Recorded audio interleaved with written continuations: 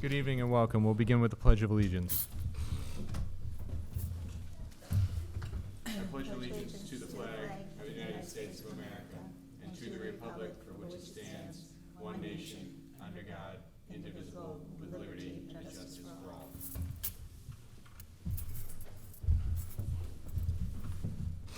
Well, good evening once again and welcome. Tonight's meeting is being broadcast live by Boston City TV on YouTube, as well as Comcast Channel 24, RCN Channel 13, and FiOS Channel 1962. It will be rebroadcast at a later date. We have interpretation services available this evening in Spanish. Will the Spanish interpreter please rise and introduce himself?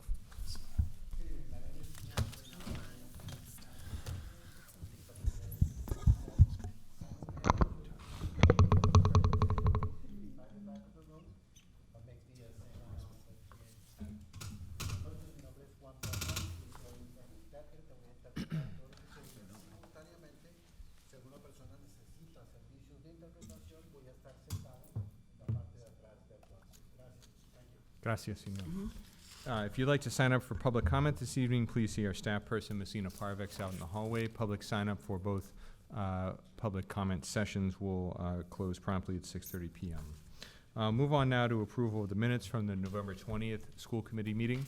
If minutes are approved as presented, hard copies will be made available in the hallway immediately after the vote with the other handouts. If changes are made, you can access the minutes tomorrow on the BPS website. This time, I'd like to entertain a motion to approve the minutes of the November 20th, 2019 meeting as presented. So moved. Thank you, Ms. Robinson. Is there a second? Thank you, Dr. Rivera. Any discussion or objection to the motion? Any objection to approving the minutes by unanimous consent? Hearing none, the minutes are approved. Move on now to the superintendent's report. I present to you our superintendent, Dr. Brenda Casilius. Thank you. I hope everybody had a good Thanksgiving. And thanks everyone for joining us this evening. I'll wait till Xavier gets up there. It was a short week last week, but there are some things that I do want to update you with and highlights from around the district. First of all, you know we had our first snow day, and I want to take a second to thank all of our central office team for their incredible work of coordinating the appropriate response to both parts of this week's storm, which impacted multiple communities and commutes, and some of our plans. So I also want to thank the facilities and custodial staff who were just incredible, working really hard, got up early, cleared our parking lots, plowed our streets, and treated our sidewalks, and made sure that our stairs were shoveled. So thank you to our hardworking custodial staff and facility staff for ensuring that our facilities were safe for students when they came back.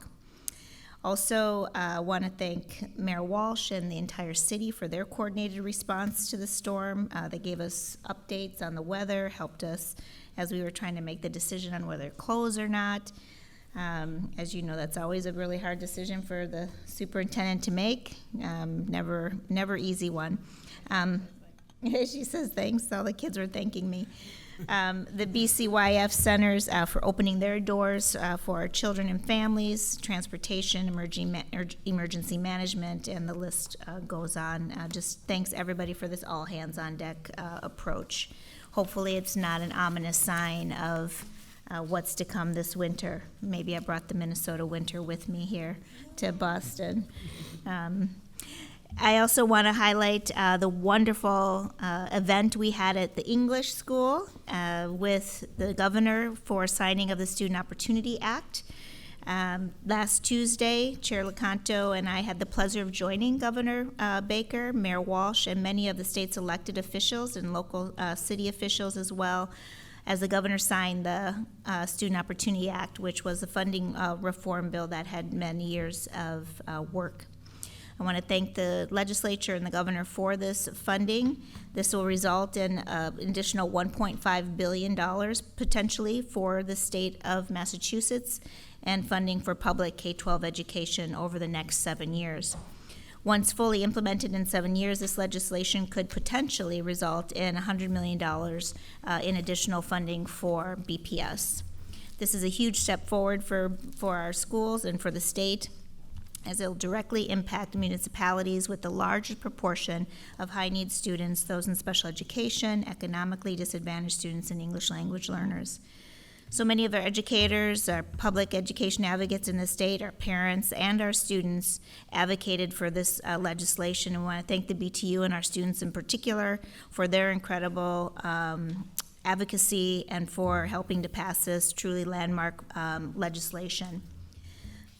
It was also wonderful to have it at the English High School, and I want to thank Headmaster Caitlin Murphy and all the students and staff at English for letting us crash their pep rally that they were having, and a special shout out to the marching band and the step team for providing the entertainment and doing just such a fabulous job of welcoming all of the officials into our wonderful English High School. So thank you for that.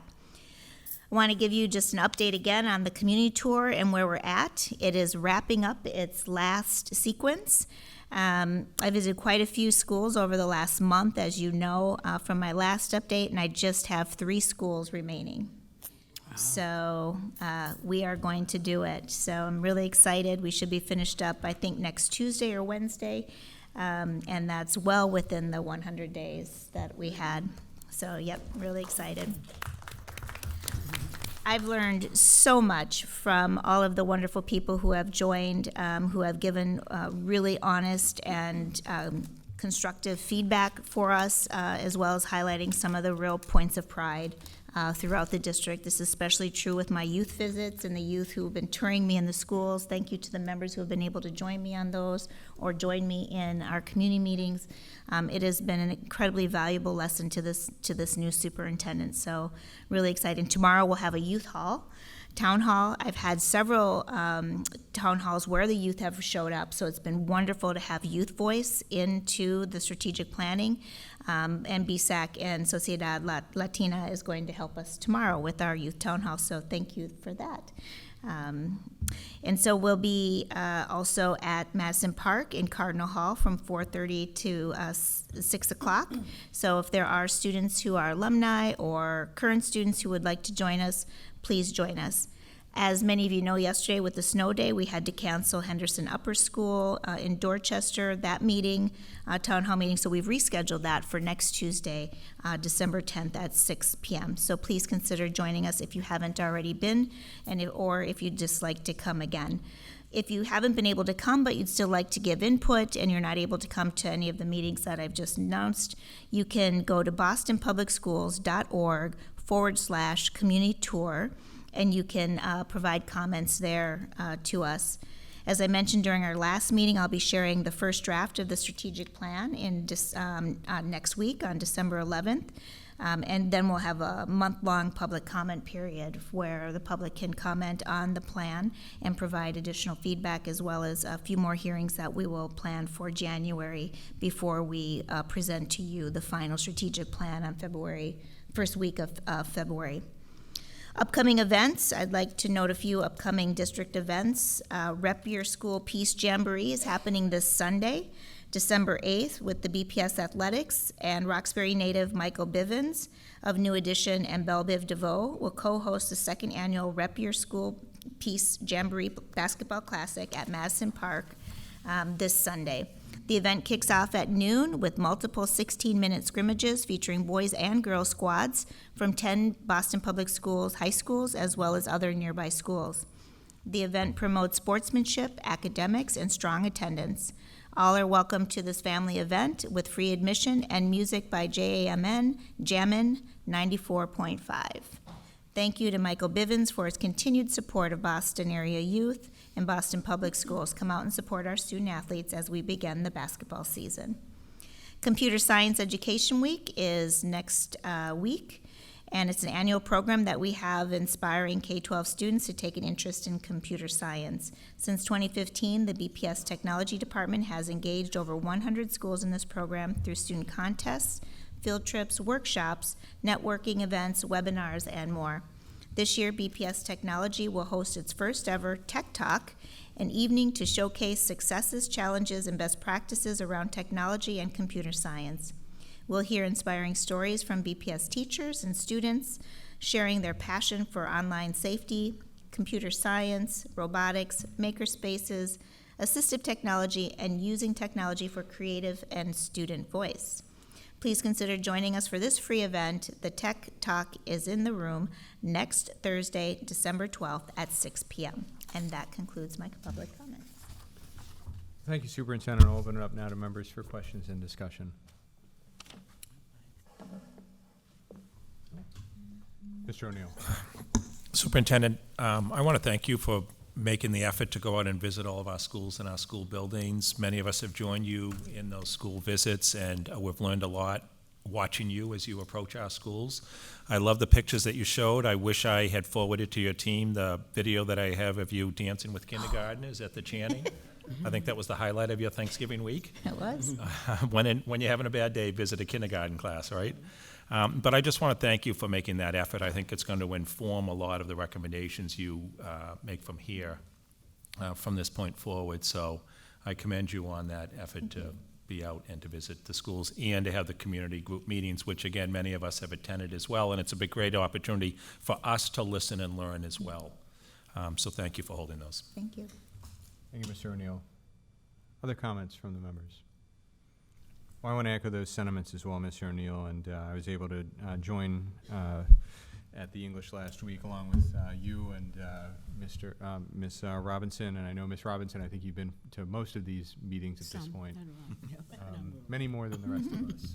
So we appreciate you continually representing the committee in those meetings, and I look forward to hopefully joining the BSAC meeting tomorrow as well.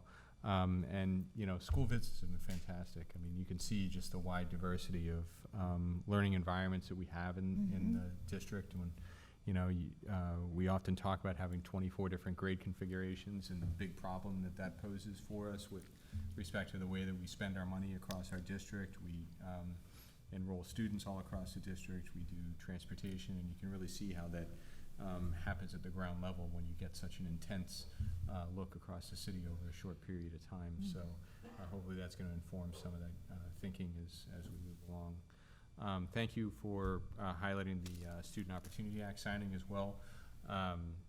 Really, we're really appreciative of the governor signing that bill without delay. And we're looking forward tonight, as a matter of fact, with the budget conversation that we're going to have. That's a budget conversation that's going to look over 3 fiscal years, looking back at how we closed out fiscal 19, the current fiscal year 20, which we voted on in our budget process that culminated last March, and the budget year that will get started in fiscal 21, and we'll get started on that process in February with an official proposal from the district. And that fiscal year 21 proposal, which would start in the next academic year, is going to be the one that is going to have the first impact of the new act. And so we'll look forward to hearing what the district has on its latest thinking for how that act will affect our finances going forward. And as we continue to get more information about the act and how the legislature is going to be funding on a year-over-year basis, we'll be sure to get regular updates from you as well. Yep. So if there are no further questions or comments, I'll entertain a motion to accept the superintendent's report as presented. So moved. Thank you, Vice Chair. Sounds like a second from Mr. O'Neill. Any discussion or objection to the motion? Any objection to approving the superintendent's report by unanimous consent? Hearing none, the superintendent's report is approved. Ms. Sullivan, we'll move on now to public comment. Thank you, Mr. Lecanto. The public comment period is an opportunity for parents, students, and other concerned parties to make brief presentations to the school committee on pertinent school issues. Questions on specific school matters are not answered at this time, but refer to the superintendent for later response. Questions on specific policy matters are not answered at this time, but may be the subject of later discussion by the committee. Each speaker will have 3 minutes to speak, and I'll remind you when you have 1 minute remaining and then 30 seconds. Those who require interpretation services will receive an additional 2 minutes. Speakers may not reassign their time to others. Large groups addressing the same topic are encouraged to consolidate their remarks or choose a spokesperson to provide testimony. Written testimony is appreciated and encouraged. Please state your name and affiliation before you begin, TV cameras will only record speakers who face the committee. We have 7 speakers this evening, and we'll begin with Lady Caseno, followed by David Noyles and Christi Gibson.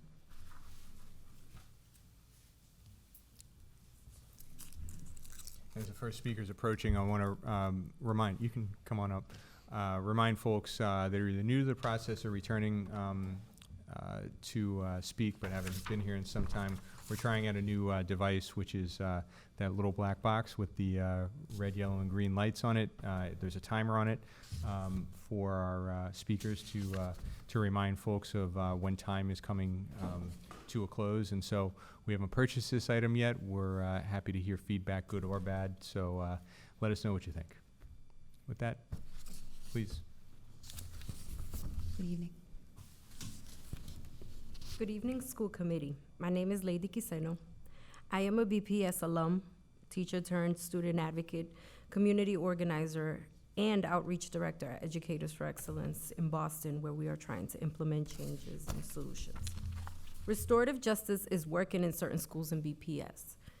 I know because in my role, I speak with those educators every day. Therefore, on behalf of students of BPS, I am here to kindly encourage you to continue doing the wonderful work you are all doing by allocating funds in the upcoming budget towards long-term sustainable and transparent restorative justice practices in our school. During my first year teaching outside of BPS, I was disappointed to observe the school-to-prison pipeline firsthand. I was an ELL, English Language Learner teacher, in middle school, where I taught at a turnaround first-year school. And in this school, it had a zero tolerance and disciplinary system that was rather punitive instead of restorative. I had to hand out demerits to students for minor infractions, such as having their shirts untucked or for slouching posture, to name a few. As an immigrant myself, who was once a newcomer struggling to adapt to a new language in a new school environment, I felt for each one of my students when they were dehumanized and punished by me in their school for minor infractions that were only interfered with their learning opportunities.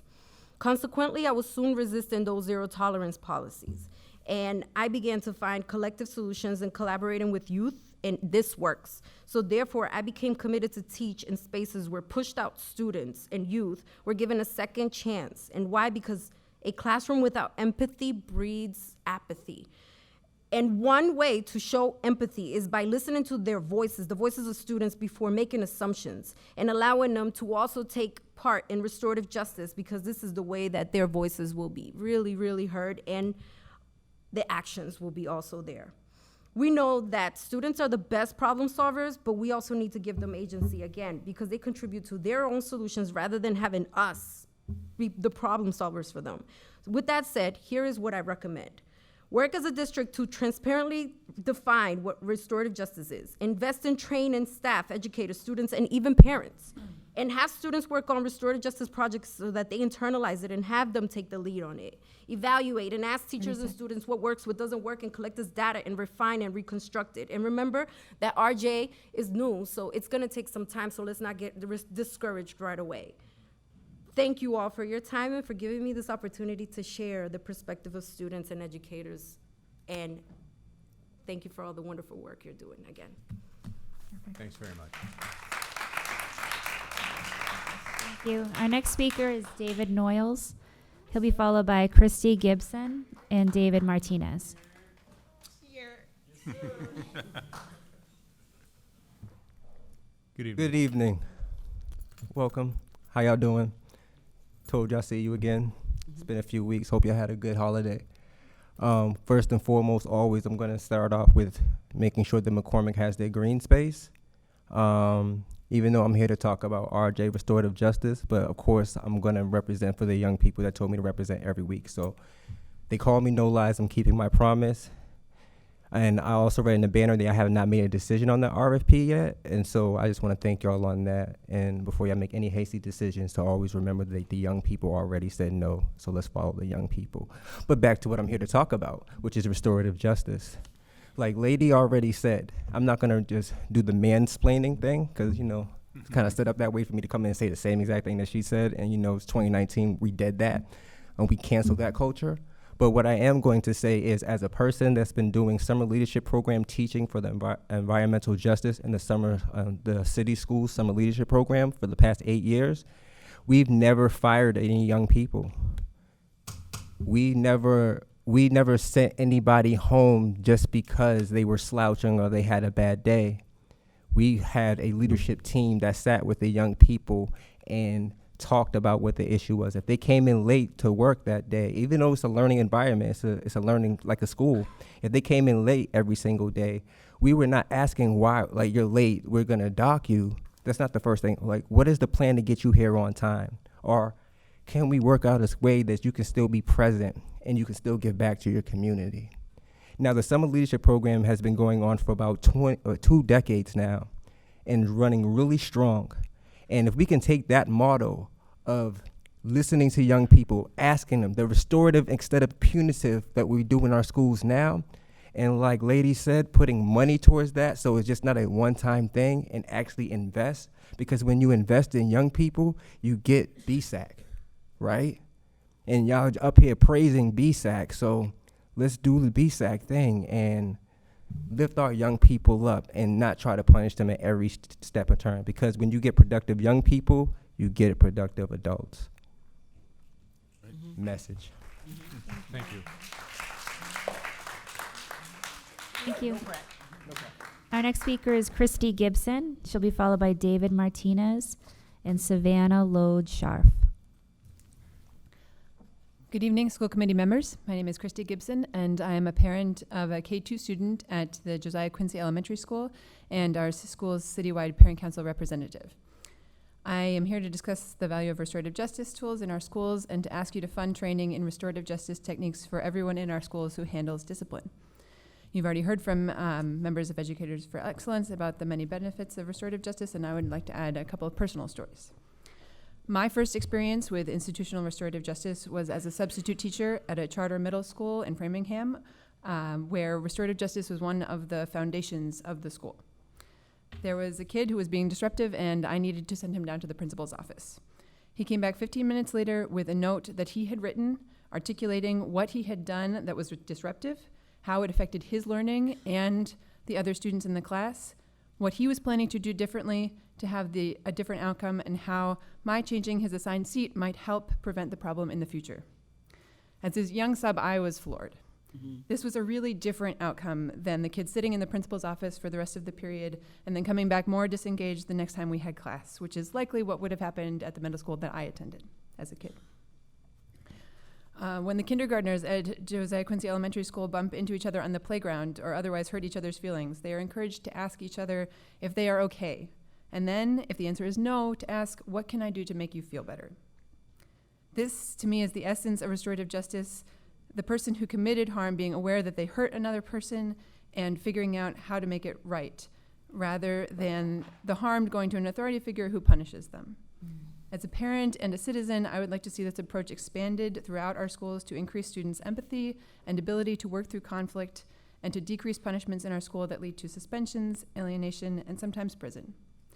Please fund restorative justice training in our schools. Thank you for your time and attention. Thank you. Thank you. Thank you. Next, we'll hear from David Martinez, followed by Savannah Lode-Sharf.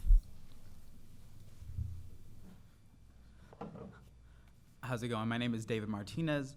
I'm a BPS grad. I'm a former YCO, Associate Latina, and a son of an educator at the Sumner.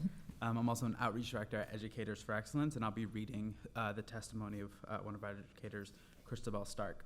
I'll also be giving you a stack of testimonies that a number of our educators, students, and community partners have written as well. All right. Good evening, school committee members. My name is Christabel Stark. I'm a researcher at Boston University where I study teachers' working conditions and mental health. I've also worked as a tutor for young men who are currently or recently incarcerated in Boston, many of whom attended Boston Public Schools. On behalf of both teachers and students, I'm here to ask you to allocate more funding for the development of restorative justice practices in schools through paid trainings for both teachers and student leaders, as well as for the hiring of support staff in schools. Some of Boston's brightest young men are currently incarcerated rather than in AP biology and calculus classes in BPS.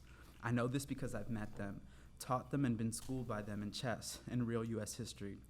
When I ask about their experiences in schools, however, many of them told me an eerily similar story. Their high school teachers hated them and kicked them out of school. No teacher has the intention of sending a kid to prison or hates a kid directly, but as I know from my own experience and from research, being a teacher is emotionally exhausting. Teachers are no longer just responsible for their students' academic success, but for ensuring that they create a classroom that is responsive to the wide variety of needs and learning styles of today's youth. Their efforts to help all of their students can burn teachers out, particularly when, despite all their efforts, students are not able to see the worth of the education and behave in ways that compromise the ability of other students and the teacher to focus on instruction or feel safe. Rather than engage them in restorative conversation about the underlying reason for their behavior and impact of the behavior, teachers do what they feel they need to do for the sake of the rest of the students, suspend or expel those students who are not engaged. Unfortunately, this leads to situations where some of the most intelligent students I've met start to doubt their own potential to succeed in institutions of power and find ways to succeed and form their identity. They end up spending time in prison that they should be spending becoming valedictorians. Data shows that a large percentage of BPS students are experiencing poverty, trauma, and racism within our city.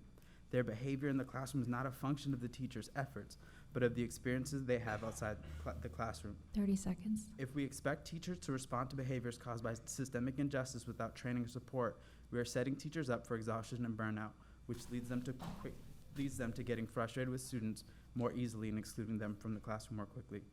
RJ practices help teachers and students to better understand each other, to pause in the midst of their emotions and realize they don't hate each other and that they both have good intentions, but they have logical explanations for the behaviors in which they're engaged.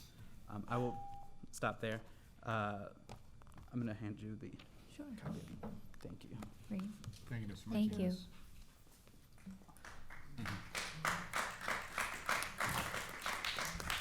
Our next speaker is Savannah Lowe Sharf. What?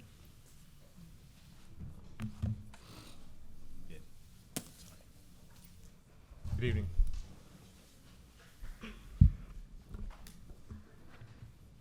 Good evening, Boston School Committee. My name is Savannah Lodge-Sharf, and I live in Roxbury. I'm representing Madison Park Technical Vocational High School. I'm here to express, through my experience, why we should increase the opportunity for restorative justice trainings for staff in the Boston Public Schools, which includes, but is not limited to, circle practices for staff professional development. Staff circles can be extraordinarily powerful. They are often issues that arise between staff members, each of whom attempting to do the best for the students that we serve. In our physics team, a rift emerged so large it seemed unmendable. We decided to start holding circle during our common planning time once a month. As a direct result, we saw an increase in our teamwork skills, ability to communicate, and decrease in conflict. These RJ practices provided a space for us to mend relationships, and as such, our department has become an example for what others aspire towards. This, to me, is a clear indication of what can happen when staff participate in RJ circles and create a space to discuss our teaching and to build our community. Moreover, the benefits of staff circles have been well documented. In the Oakland Unified School District, RJ 101 training and facilitated restorative professional learning groups were implemented with only staff for the first year. Circle practices were one of the techniques taught in these trainings. With this alone, they saw a 66% decrease in suspension rates. A simple act of staff creating space to both air grievances and hopes decreased the implementation of suspension, a practice long held as the only option. I've seen these benefits with students as well as I practice RJ in my classroom. It has created a space for students to share the trauma they've experienced. It's enabled me to facilitate mediations between friends who've fallen prey to cyberbullying and mend those relationships. Most triumphantly, the spark is spreading as students begin to lead their own circles. One of our current 9th graders said to me this year, "Miss LS, no offense, but circle is a space for us to talk about what we want to talk about. You should not be leading them." I agree with her wholeheartedly. However, there are classrooms where restorative justice is not practiced with fidelity or at all, despite it being a school-wide initiative. As such, we have not seen the successes experienced in the Oakland Unified School District due to issues with school-wide buy-in and adoption of restorative practices. 30 Whether seconds. walking through the halls or in a staff meeting, I still hear misinformation about the implementation of restorative justice. Additional training in restorative justice practices at all levels would help to clear the misconceptions while also helping teachers feel supported. From this testimony, I hope you've gleaned an understanding of both my hopes and frustrations pertaining to restorative justice. I am asking that you put us on a path to mandate staff's RJ circles weekly and expand training opportunities for staff in the Boston Public Schools. Thank you for your time. Thank you, and well-timed. Thank you. Our next speaker is Evelise Caraballo. She'll be followed by John Mudd. Good evening. My name is Evelise Caraballo. I'm here with a couple different wearing a few different hats. My first one is being a product of Boston Public Schools. I have a son that graduated a couple years ago from Boston Public Schools, and I am also an education advocate for C-Plan, which is a parent-led organization amplifying parents as partners in the education space to achieve equitable education policies and practices. Our children's behavior are an indicator of what they're going through. When they misbehave, they are telling us something is wrong. Many children from low-income, high-crime communities experience so much trauma, they need supportive adults to redirect their behaviors, guide them through the healing and coping process to help them back on a pathway to become a better version of themselves on whatever that may be. My son was an independent, analytical thinker that would often challenge his educators. He believed that it was their job to teach him how to think, not what to think. His teachers often discouraged his input and intellectual exchange, calling it disruptive. However, these very qualities that were labeled disruptive were qualities they used for him to speak at the school town hall meetings and other fundraising events to attract donors. Because he was a very smart, well-spoken, and convincing, articulate kid. That is until he realized that these were only good qualities as long as it was to their benefit. Otherwise, he was expected to shut up and play along. He quickly became a type of student that was disengaged, disconnected, and uninterested in the classroom. I would often get calls about this, along with him not completing his assignments. However, he would always ace all of his exams, presentations, and other finals that were crucial for him to be promoted. Because of this, they could not fail him, but were highly frustrated with him throughout the year because they couldn't measure how he was doing academically. He also would make up stories to get out of class to spend time with the dean of students, a history teacher he liked, and his advisor.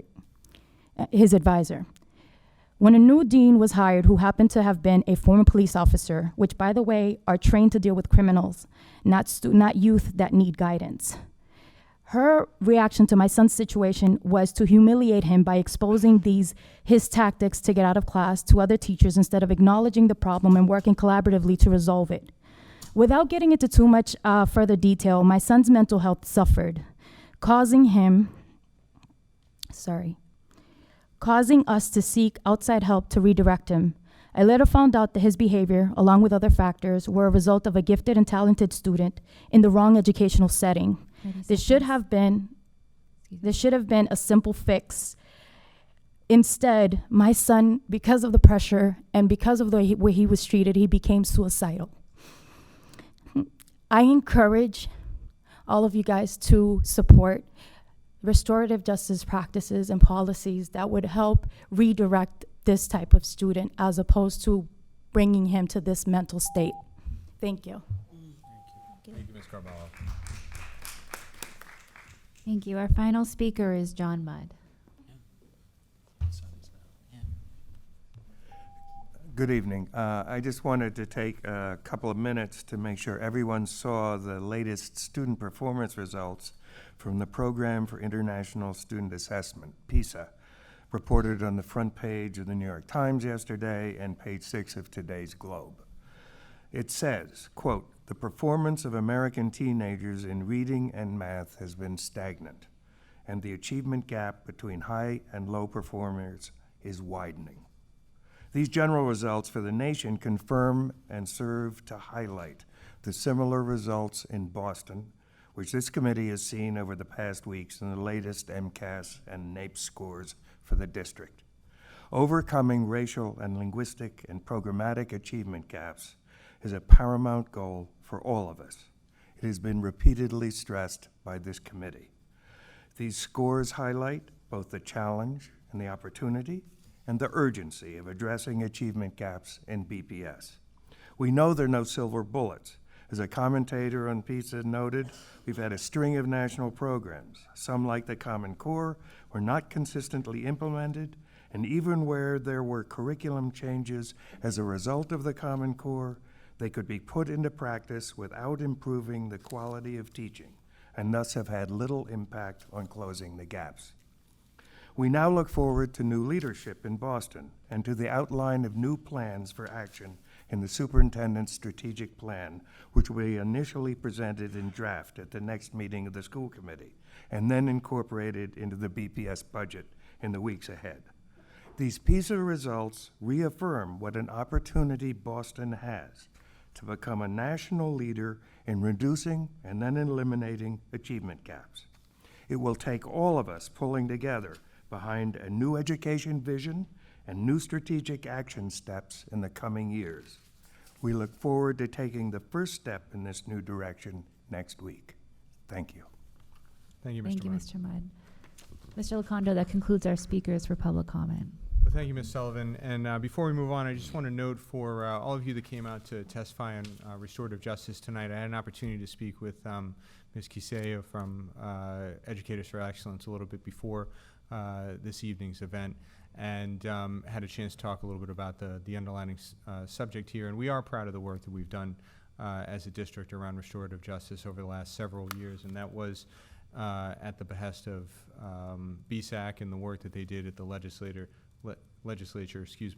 on passing the acts of 2012, Chapter 222, a number of years ago, that reformed the way that the Code of Conduct works across the Commonwealth.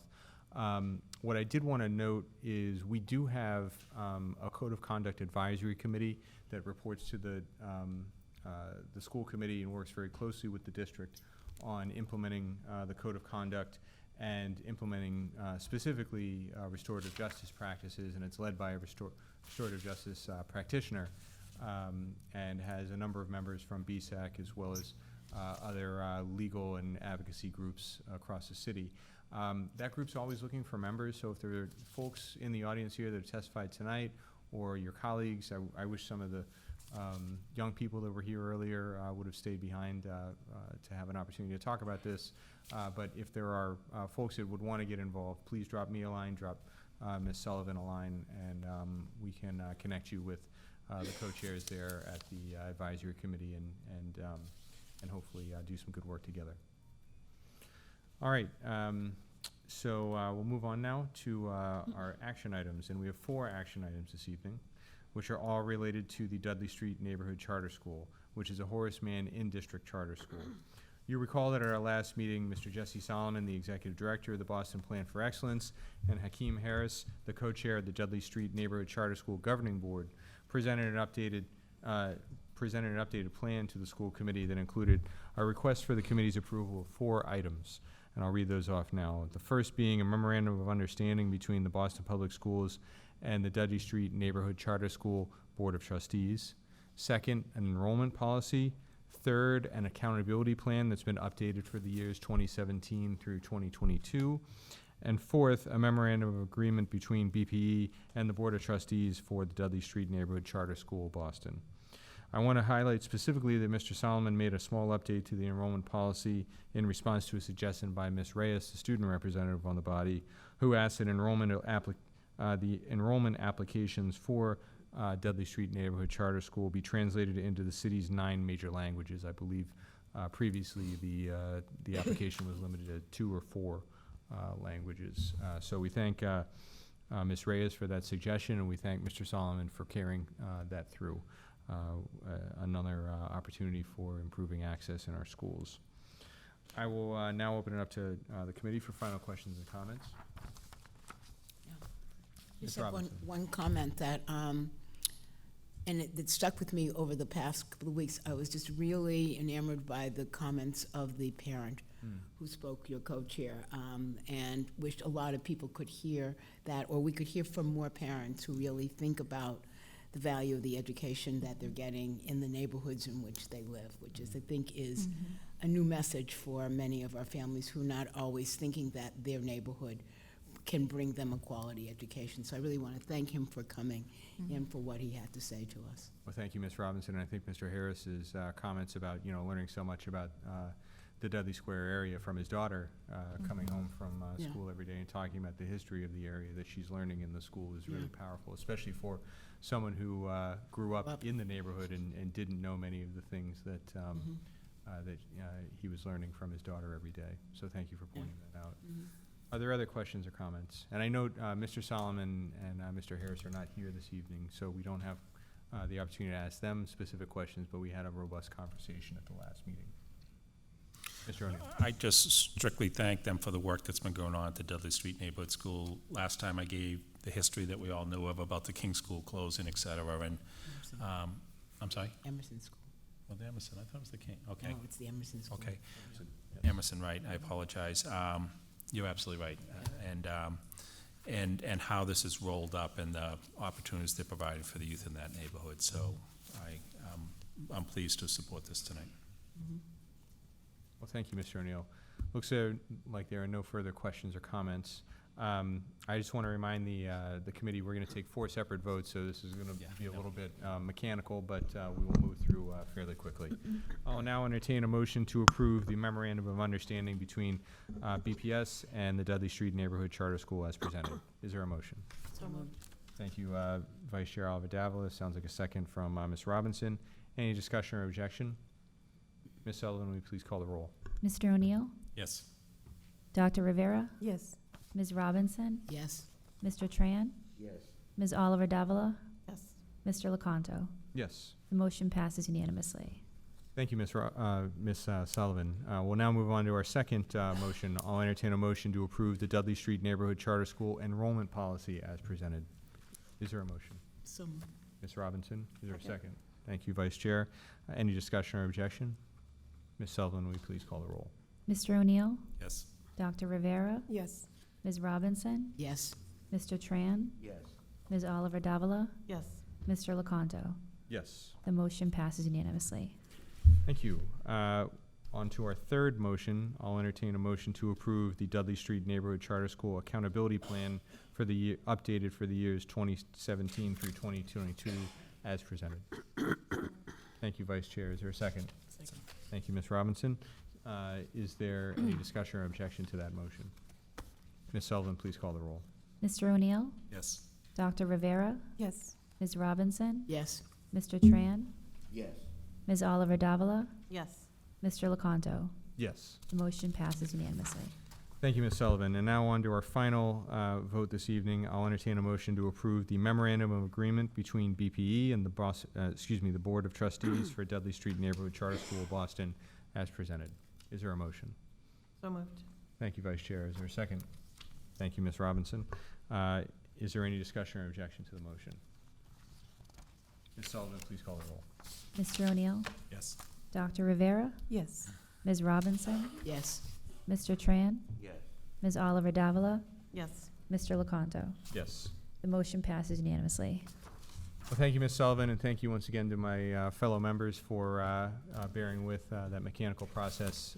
We congratulate BP on its continued hard work with Dudley Street Neighborhood Charter School, and look forward to working with them in the future. Mr. O'Neill, it sounds like you have something to add. May I just apologize to the members of the King School community for my misstatement there, my forgetfulness. Of course, I know the King School is a great Alive Boston and Public well. School. Is alive and well, yes. I apologize for my misstatement. And as Ms. Robinson pointed out, if folks didn't hear, it was the Emerson School Yes. that had been replaced by the Dudley Street Neighborhood School.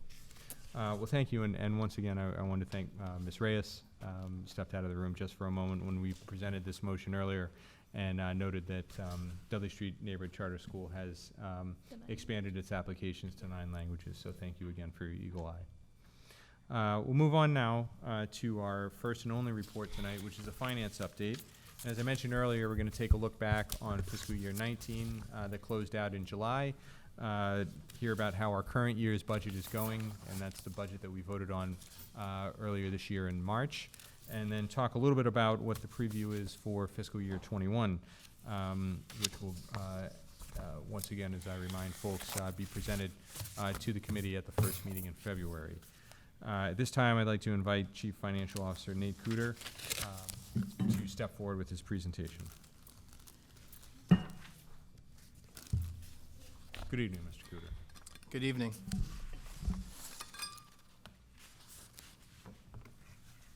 And good evening, Chairman Lecanto and members of the school committee. Thank you for having me here this evening. I'm here to provide you with an update, as you mentioned, on our fiscal, on the district's finances, and I'm happy to report to the committee that the district continues its nearly 30-year streak of sound fiscal management, and that the outlook for FY20 and FY21 should give you confidence as a committee that the district and the resources are well managed. Tonight's presentation will cover 3 fiscal years for FY19, which is the period that we just closed, fiscal year ending in July of 2019.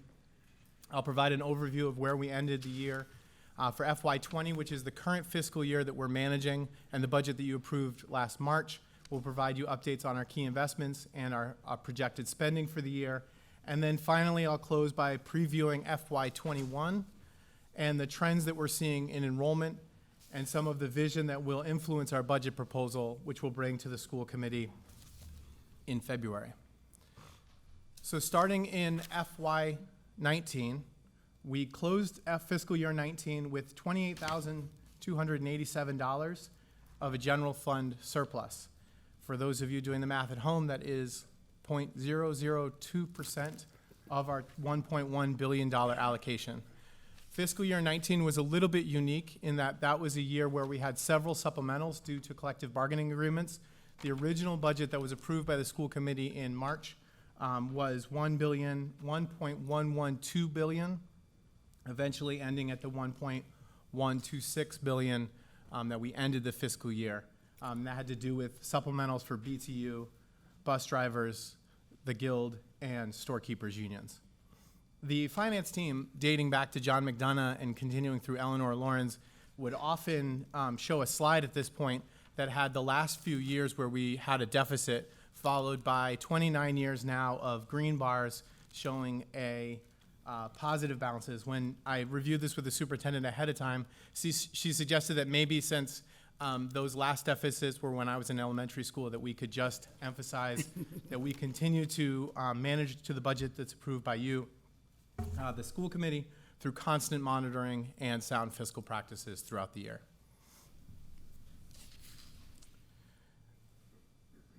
In a $1 billion budget, it's not uncommon for there to be areas of the budget to fluctuate from year to year. And while we work with every department to manage to their budget, there are places where we have overruns in specific departments or budget areas within those departments, and other areas that we spend less and are able to then cover those deficits. For FY19, the areas of overspending included transportation, where there's a $5.4 million deficit, and food nutrition services, where there was a $2.2 million deficit on top of the approved general fund budget. Of course, you know that the food nutrition services budget is primarily funded through our food services grants and a federal food program.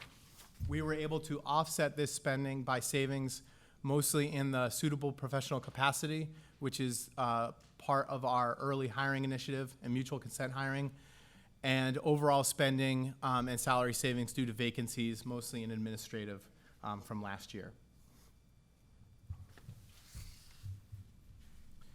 I'll transition now to talk about our current fiscal year, FY20. This is the period that runs July 1st of 2019 through June 30th of 2020. It's our current year. And I wanted to start by highlighting some of the key investments and give you an update as to where we are. This is, of course, a lot of the work that the rest of the central office team is able to do because of the budget that you approved and the budget that we're managing. And I wanted to give a couple of shout outs, if I could, to Jason Sachs and T.R. Davis and the rest of the early childhood team who've done a lot of work with our community-based partners to provide increased access for K-1 throughout the city. Delaverne Stanislaus in our transportation department has been the leader of a rollout of M7 passes for all high school students. Of course, this is always an opportunity for us to thank our partners in BSAC for their advocacy and our ability to be able to provide that to all students and allow them to use the city as a classroom. We've successfully implemented ISEE in the classroom and provided more access to students for the exam school test, which we invested in last year. And then finally, the facilities team has continued to address the necessary security upgrades for doors and locks in our schools as part of their efforts over this last year. And the last thing I'll just say, as someone who pays attention to enrollment numbers as much as probably most finance people pay attention to the stock ticker, I'm happy to report that there has been a concerted effort by our Welcome Services team to increase the number of waitlist calls and to improve and automate the waitlist calls to be able to provide families seats in schools faster throughout the year. And so through the period of October, we had called or emailed nearly 2,300 families to provide them updates on enrollment and get them access to the seats in our schools. And this is a 600 family increase over the prior year last year. So this is, as we start talking about enrollment numbers, and I know wait lists is a common area that people ask about, this has been a concerted effort by our Welcome Services team, and I think is worth celebrating.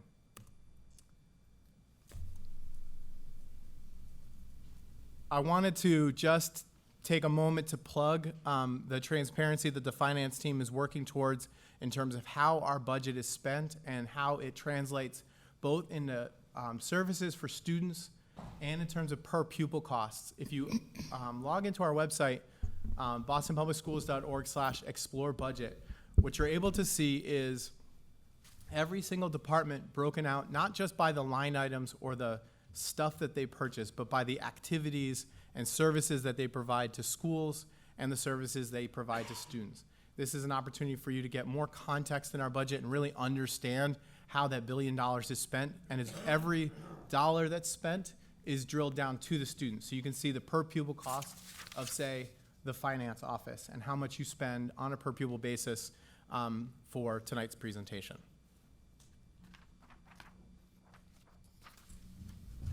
We are confident that we're going to be able to close FY20. Tonight I provided to you the first projection of our fiscal outlook for FY20.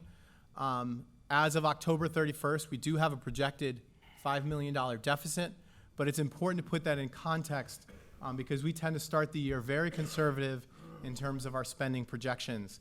And it's not uncommon for the district to project this sort of deficit at this point in the year. In the last 4 years, we've projected somewhere between a $2 and $6 million deficit at this point in the year as we start to get more information around salary spending, transportation costs, utilities, and snow removal costs are always something that we are uncertain about and tend to project very conservatively at this time of year going into the winter.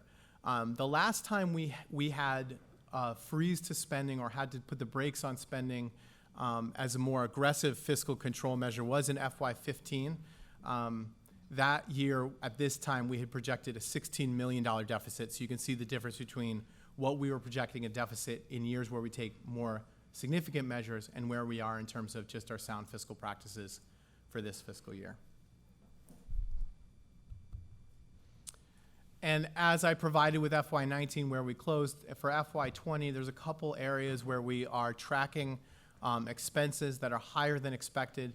Transportation and food and nutrition services are two operational areas where we continue to monitor spending. We are also seeing an increased cost in special education. Particularly, this is a response to the rise in need for ABA services for our students with autism. And long-term leave is an area that we are monitoring. We have an increase in long-term leave this year that is higher than we've had it in prior years. Another thing that started our fiscal year off in slight deficit was the federal entitlement grants came in approximately $1 million below our projection. And so as you know, when we project a certain amount for federal entitlement, we budget fully to spend that money. When they come in below projections, that creates an area where we need to cover the spending for planned initiatives. And we also continue to monitor. We expect some offsets in salary savings and non-personnel spending that we'll continue to monitor with our departments throughout the fiscal year.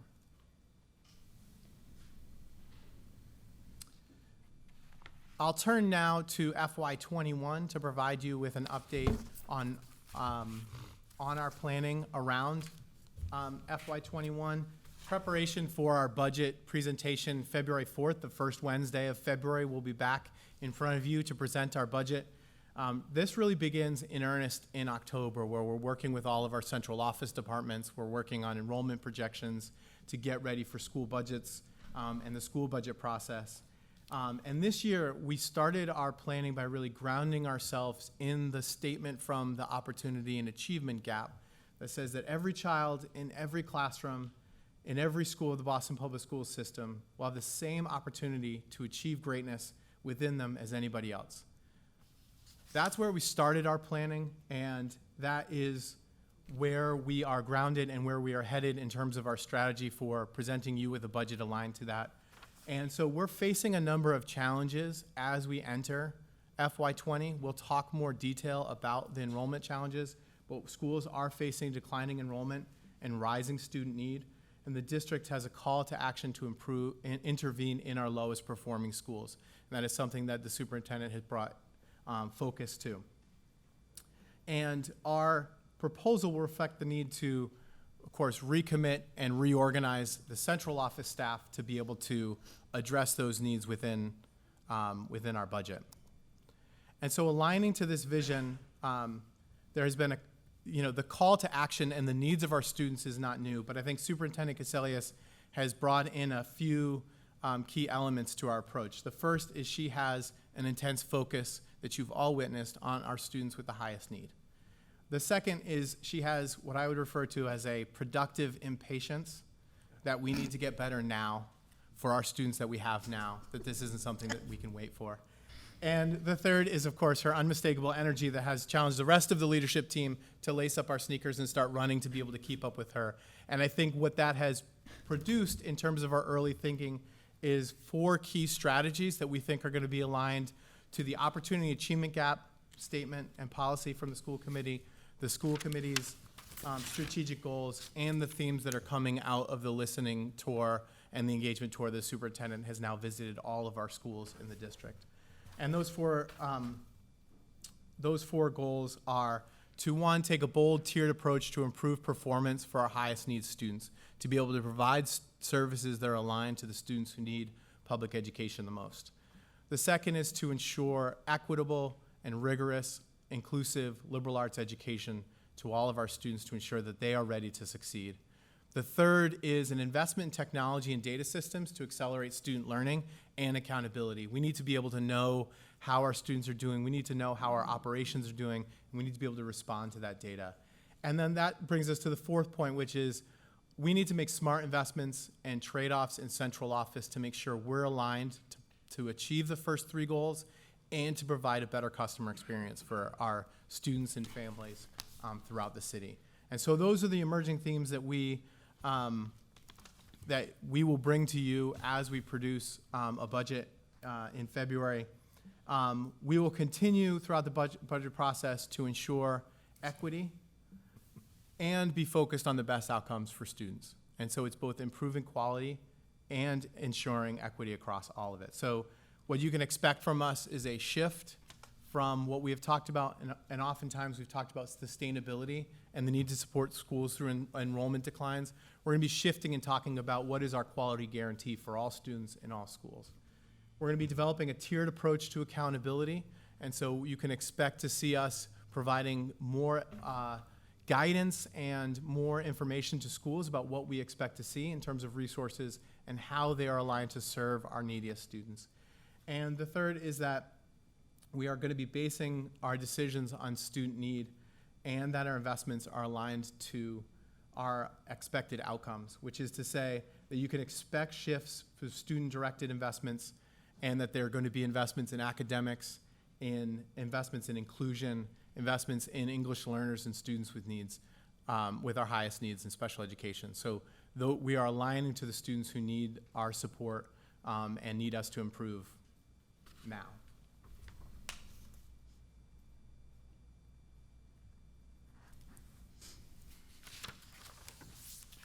Want to ground or give you a preview for FY20 in terms of enrollment.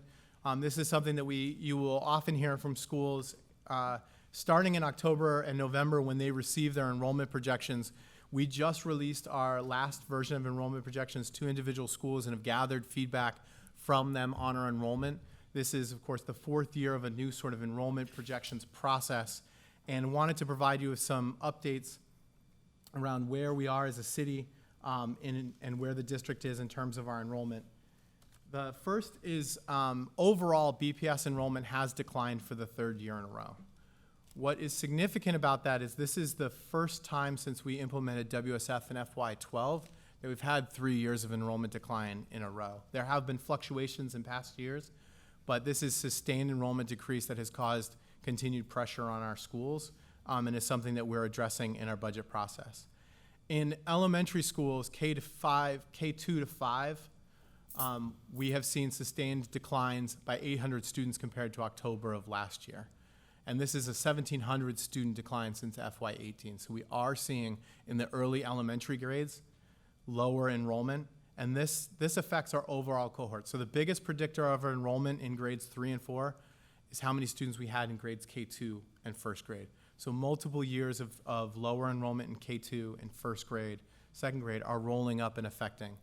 In the middle grades, we're actually seeing stabilized enrollment because of larger cohorts that are moving now into 6th, 7th, and 8th grade. So where we have seen middle schools, those middle grades are still the area where the most number of students are exiting the system, or we see turnover in BPS. But this year we're seeing sustained enrollment. Part of our strategy around K6 expansions is our expectation that this is going to change our enrollment patterns, and we're going to continue to retain our families and offer them clearer pathways so that we are not losing as many students in those grades as we have in the past. High schools, this is the 4th year of enrollment declines in high schools. This is a large demographic trend where we are seeing the last large cohort who are seniors this year, who are graduating, exiting, and they're not being replaced by as many 9th graders. This is a broad trend that is affecting not only Boston, but Massachusetts and really the Northeast in general, though it is being felt and experienced by our high schools as enrollment declines in those grades. And so that's the last highlight I'll provide around BPS enrollment. I wanted to put this in citywide context. I know we've received a number of questions around what BPS enrollment is doing relative to enrollment overall in the city. And between SY school year 13-14 and school year 18-19, we have seen an overall increase in enrollment or number of school-age children in the city during a period where we've had a decrease in BPS enrollment. So our capture rate, which is the percentage of students in the city who attend BPS, has declined. This chart shows on the top row the total number of students in the city of Boston who are in K through 12. The second bar, the light blue bar, is BPS enrollment through that same period. And the final bar is all non-BPS enrollment, which includes private, parochial, Metco, charter schools, and homeschool, all students. And it has been primarily through charter school increase that we have seen a decrease over this period of enrollment.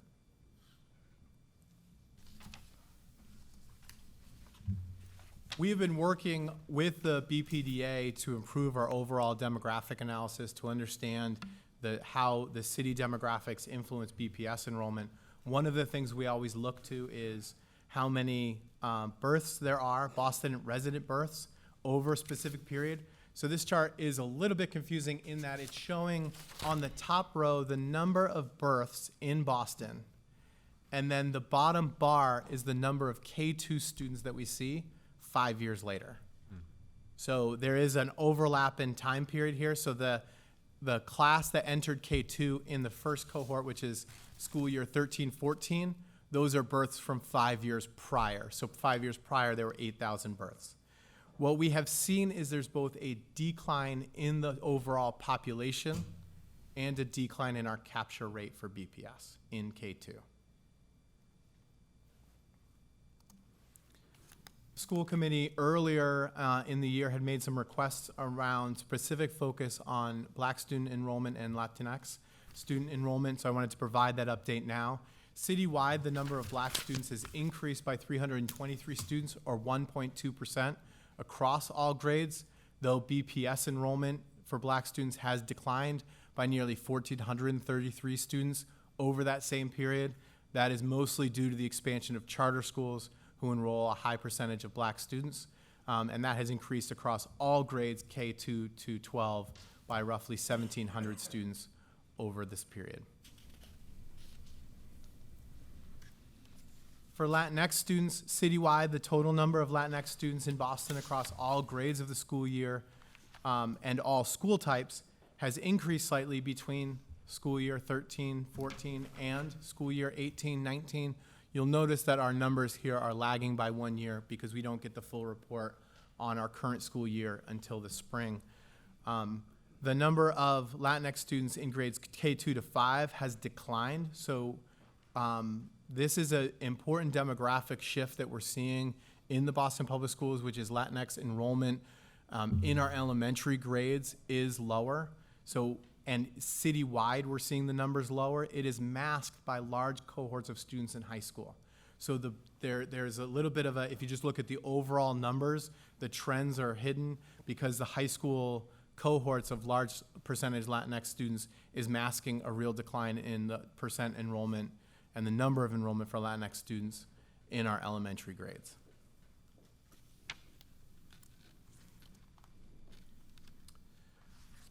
I'll close by noting that if you enjoyed tonight's presentation, we are at the start of the winter budget season, and there will be plenty of opportunities to learn about the BPS budget throughout the season. We are planning to release school budgets and begin the plannings with schools next week, which will lead to, which is how the process starts to be able to get us ready for a February 5th initial proposal to the school committee, which is a Wednesday in February. We will then hold multiple hearings throughout February and March, culminating in the school committee vote at the end of March on our budget. There'll be plenty of opportunities for input and engagement on that with our community. And with that, I will turn it back over to you for questions. Well, thank you, Mr. Cooter. That was a very broad overview, and we appreciate you drilling down on a few issues that have been of concern to the committee. We'll open it up now to the committee for questions and discussion. I'll start with our student rep, Ms. Reyes. Good evening, and thank you for all of that information. I have one request, and that would be if, I know that every year there are community meetings about the budget, and they're really great opportunities for the community to come out and sort of understand what's happening with the budget and the process and all of that. And BSAC usually tries to do a town hall that focuses on youth understanding what's going on with the budget.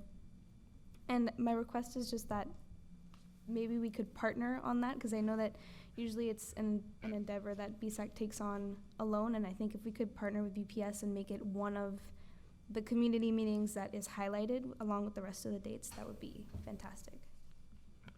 That sounds great. Great. Well, Anything further? Okay. Well, thank you, Ms. Reyes. Dr. Rivera. Thank you for all this great information. Two questions. You mentioned that the fiscal year 20 federal entitlement grants came in below projection. Is that because we have fewer low-income students, or what is the reason for that decline?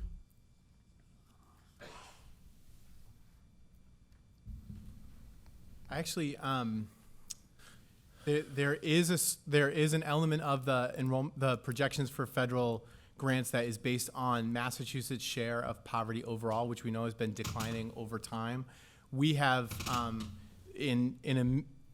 across all of our our projections for federal entitlement grants, there wasn't any one area where we saw a big decrease. It was across a number of federal entitlement grants that we saw slight decreases. In IDEA, we saw a $90K decrease over the size of that grant. So it's not due to any one trend, it's just the imprecision of our our projections and our estimates that come in any given year. We have in the past we got good news the year before in federal entitlement grants. This year, we were just unfortunate that it came in slightly below. I do think that this has been an area of focus for us and concern around the federal government and their commitment to the federal entitlement grant programs, and something that we work very closely with the Council of Great City Schools and the state team to get our projections right. Thank you. And then I also was hoping that maybe similar to the enrollment, the Black enrollment slide and the Latinx enrollment, I wondered if we could look at that for English learners and see whether there's also, you know, because I believe there has been an increase in English learners, but I don't know if that's just, yeah, it would be good to see the trend for that population as well. Yeah, We can provide that for you. thank you. Well, thank you, Dr. Rivera. And, you know, on your question regarding the federal budget, we began talking about that right around, I believe, February or March last year, when we had some, and I'm looking at Mr. O'Neill and his work with the Council of Great City Schools, because we had some projections that at the time appeared to be more optimistic. And to Mr. Cooter's point, you know, this is a bit of a game of guessing, because we're trying to get our budget done by March. But then the federal budget, I don't think, hits until sometime over the summer. And so it's always sort of trying to, you know, use your best knowledge in order to come in. And I know it's going to be an issue again, Mr. O'Neill, this coming year, and the council is beginning to organize member districts to advocate on Capitol Hill for federal dollars once again. Yeah, very much so, because the way the federal government is approaching budgeting for this year coming up, I mean, they just did a very short-term spending bill right now. There's going to be another one coming up in December. The council is cautiously optimistic that there may be increases, particularly in Title I. I did have an opportunity to have a conversation with a senior member of the delegation, Massachusetts delegation, who has had conversations with Speaker Pelosi about it, and they believe that Title I is going to potentially see increases. That was the one they were most optimistic about, because I was told it also happens to be a priority for the Speaker. But that will be in negotiations with the other party and with the executive branch. So the council does issue us, they look at the formulas on what Massachusetts should expect, and then if Massachusetts follows their usual formula, here's what Boston should expect. And they give us that guidance usually in March at their legislative conference, and we pass it right on to the team. But that then depends upon what the final dollars are that come through, and then how Massachusetts actually divides it within the state, because they have a little bit of discretion there as well. So that may be some of the variance that you talked about. And I was just reminded that part of the other variance had to do with a change in the allocation methodology or the formula for Title II as well. So that was part of the decrease that we saw, had to do with the allocation methodology there. But some of the preliminary guidance they've given us is they're hopeful for a potential, probably small, but increase in Title I. They were not as optimistic about Title II, Title III, or IDEA. That may be more. They've never funded IDEA completely. Yeah, right. That may be more level and consistent with past years. Thank you. Well, thank you. Thank you again, Dr. Rivera, for raising that. Thank you, Mr. O'Neill, for your insight. Ms. Robinson, we'll continue with you. Thank you for your report. I have a couple questions. Some of it, I think, is around semantics of the way I'm thinking about it. One is that we continue to talk about schools facing declining enrollments, but if we step back and said the district is experiencing declining enrollment, would we think differently about how we go about, how that goes about impacting schools? Because I have a lot of questions that we rarely ever discuss here, the role of enrollment. And enrollment really is key, because they are deciding who goes to what school and what type of student is going to school. So, you know, and we've looked at the data over the years of, you can tell if a student goes to school X, they're not going to graduate, or their chances of graduating. So where do we have a bigger question about enrollment? Because it feels like we are crafting our own fate for many of our students by virtue of where and how they're placed. And therefore, you know, do we create schools that need more money because of the way that we have place students versus, sort of stepping back and looking at it as a district issue and figuring out how to equitably fund schools and enroll schools so that we don't end up with people feeling they've been saddled with a greater group of children with needs, but not with the resources to be able to support them. So how do we sort of step back and sort of remap where we can the district so that this issue of schools facing enrollment becomes a different kind of issue? Absolutely. I think there are a number of ways that we've sought to address that over the last few years, and then there will be some more changes coming in the future to be able to take that responsibility as a shared responsibility for the district. I think the first is we were doing a lot of work to improve the accuracy of enrollment projections and felt very strongly that the accuracy should drive the enrollment, but it was in the recognition of that sort of fluctuation that happens that schools really can't control in a direct way that led us to do hold harmless or soft landings for schools for enrollment declines that we will continue and are planned to continue into the FY21 budget to stabilize schools. I think there's a broader need for us to look at how do you ensure that we have the right programs in the right places to serve our students.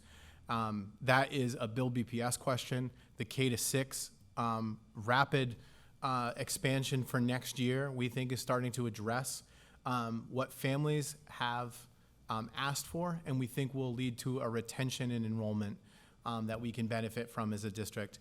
And then I think we've been challenged with the new superintendent to think about this in terms of, regardless of what happens to enrollment, there needs to be certain guarantees that we can provide to schools and families that when you enroll in our schools, this is what you can expect. And I think that's part of the conversation shift that we're looking to have this year going into the budget season. I think we need to sort of balance the need for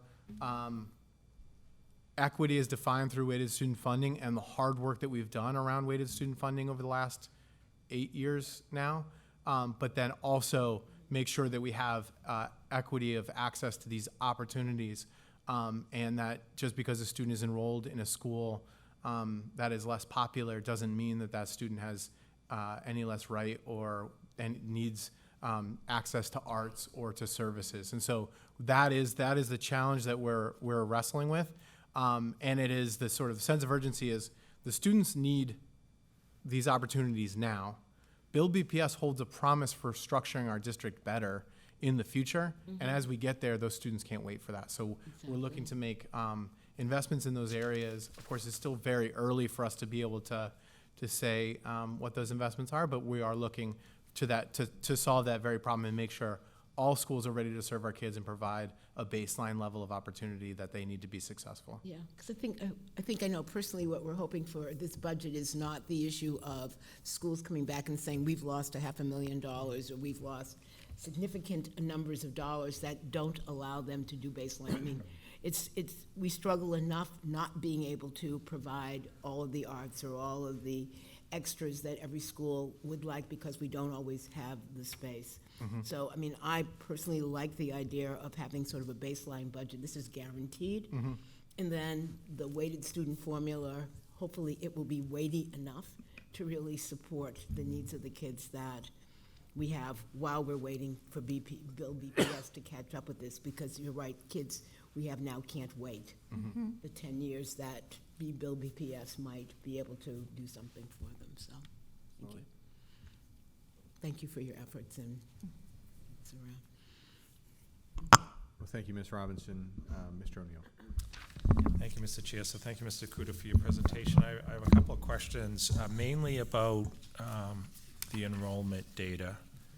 Though I did have one from before, but not sure I made a note on it. Yes, I was going to ask about the entitlement grants, but we've covered that.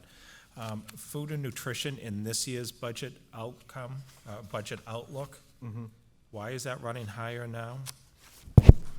For food and nutrition services, This year's budget outcome? this year's budget outcome is running, it's running in parallel to what we saw last year for our current deficits. I'm just pulling up my notes for a moment on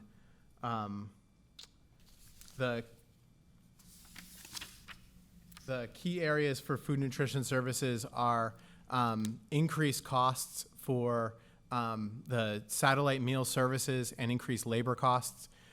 We have a new finance team in food nutrition services that is working with us to be able to provide better understanding of our food costs and to identify areas where improved service can lead to better revenue, and increased revenue claiming is an area that we're focused on. And the superintendent, of course, has asked for an external audit to come in and work with them and understand their operations to be able to make recommendations on how to both improve service and improve revenue. And there are opportunities for both better outcomes for kids and Yeah, the revenue recapture piece is a huge piece. Yeah, we're There's working money on on the that. table there, Yep. so to speak. Right. Okay. And long-term leave? long-term leave is an interesting one. I think there's a couple areas that we're looking at, and I've been working with Al Taylor and his team to understand long-term leave. The first is in starting 2 years ago, the city has moved to paid paternity and maternity leave, and that has been slowly rolled out to more collective bargaining units. So we have seen an increase in paid leave for those areas.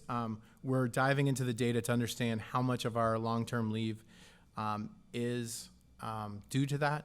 The other thing in terms of our accounting practices for long-term leave is there's a certain amount of time where a person will be on leave for shorter term, less than a month, where they are not recorded as being on leave in the past, and then they're moved onto the leave account and paid for out of the leave account. The leave team has been working to improve accuracy in terms of monitoring and tracking, and they've taken a case management approach to long-term leave to make sure that employees who are on shorter periods of leave, they're moving them into that into the leave category after just 5 days if they know that the employee is going to be on leave. So we're trying to reconcile how much of this is a change in accounting practice and a real increase in the number of employees on leave. And the way that we're just diving into it is comparing our overall salary projections to the salary projections for leave. And of course, with so many employees, you can imagine this is a complicated analysis that we are working to get better at, but it's an area that we're monitoring and diving into more closely. Okay, thank you. Moving to enrollment. So on slide 15, where you show the citywide enrollment context, and thank you for doing that, because I think it is always important that we think in terms of what's the share of market, which is a slightly different phrase, but gets to the same point as your capture phrase. And my first question is on the number for BPS. Is that all BPS? Are you including the Horace Mann charters and everything? Yeah, that's total BPS, including Horace Mann charters. So Okay. it will differ for anyone who goes to our state website and downloads the enrollment.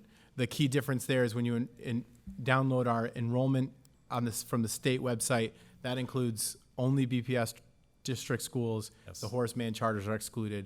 When we do our enrollment projections, we're dealing with all of the schools for which we would fund through WSF, as well as our 6 schools that we fund as programs. So we're doing total district enrollment. So in this includes all the Horace Mann, even includes the Dever?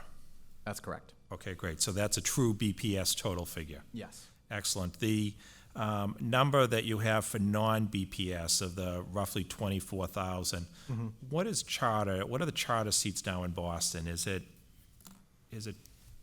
I forget the number. I remember an 8,500 number in my head, but that I also remember when they were proposing expansion of some, may have pushed it up to closer to 12. What are the number of seats now? Do we know?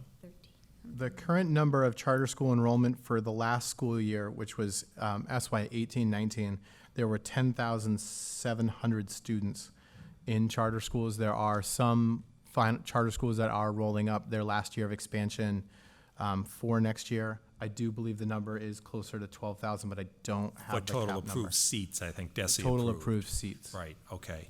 Okay, it had been 8,500, and then they had allowed an increase, particularly of a number of high schools. That's correct. And so we it will saw ultimately go up to 12. So the rest are parochial, private? yes, Okay. and Metco. So and Metco. That also includes Metco and homeschool as well. Thank you. So when we think in terms of our share of market, even as the total numbers changed, we've really lost about 5 points.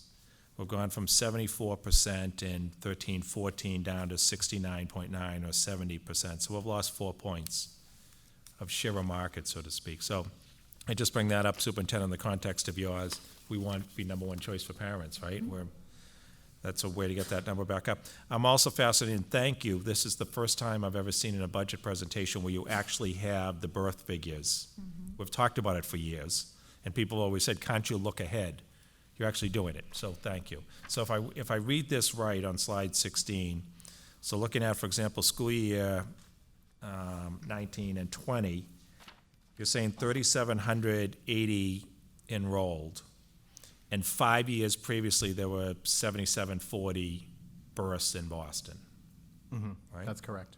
So if we look at the capture rate there, again, we've gone down 7 points. We've gone from 56% enrolled with us to now down to about 49%. So, and I'm thinking this through my head, and I'm thinking of two trends going on. One, because historically some always move out of the city, right? We're used to that, but I think in some populations, I think particularly East Boston, parents, particularly families with young children, being gentrified out, being pushed out, being replaced by younger folks that don't have children.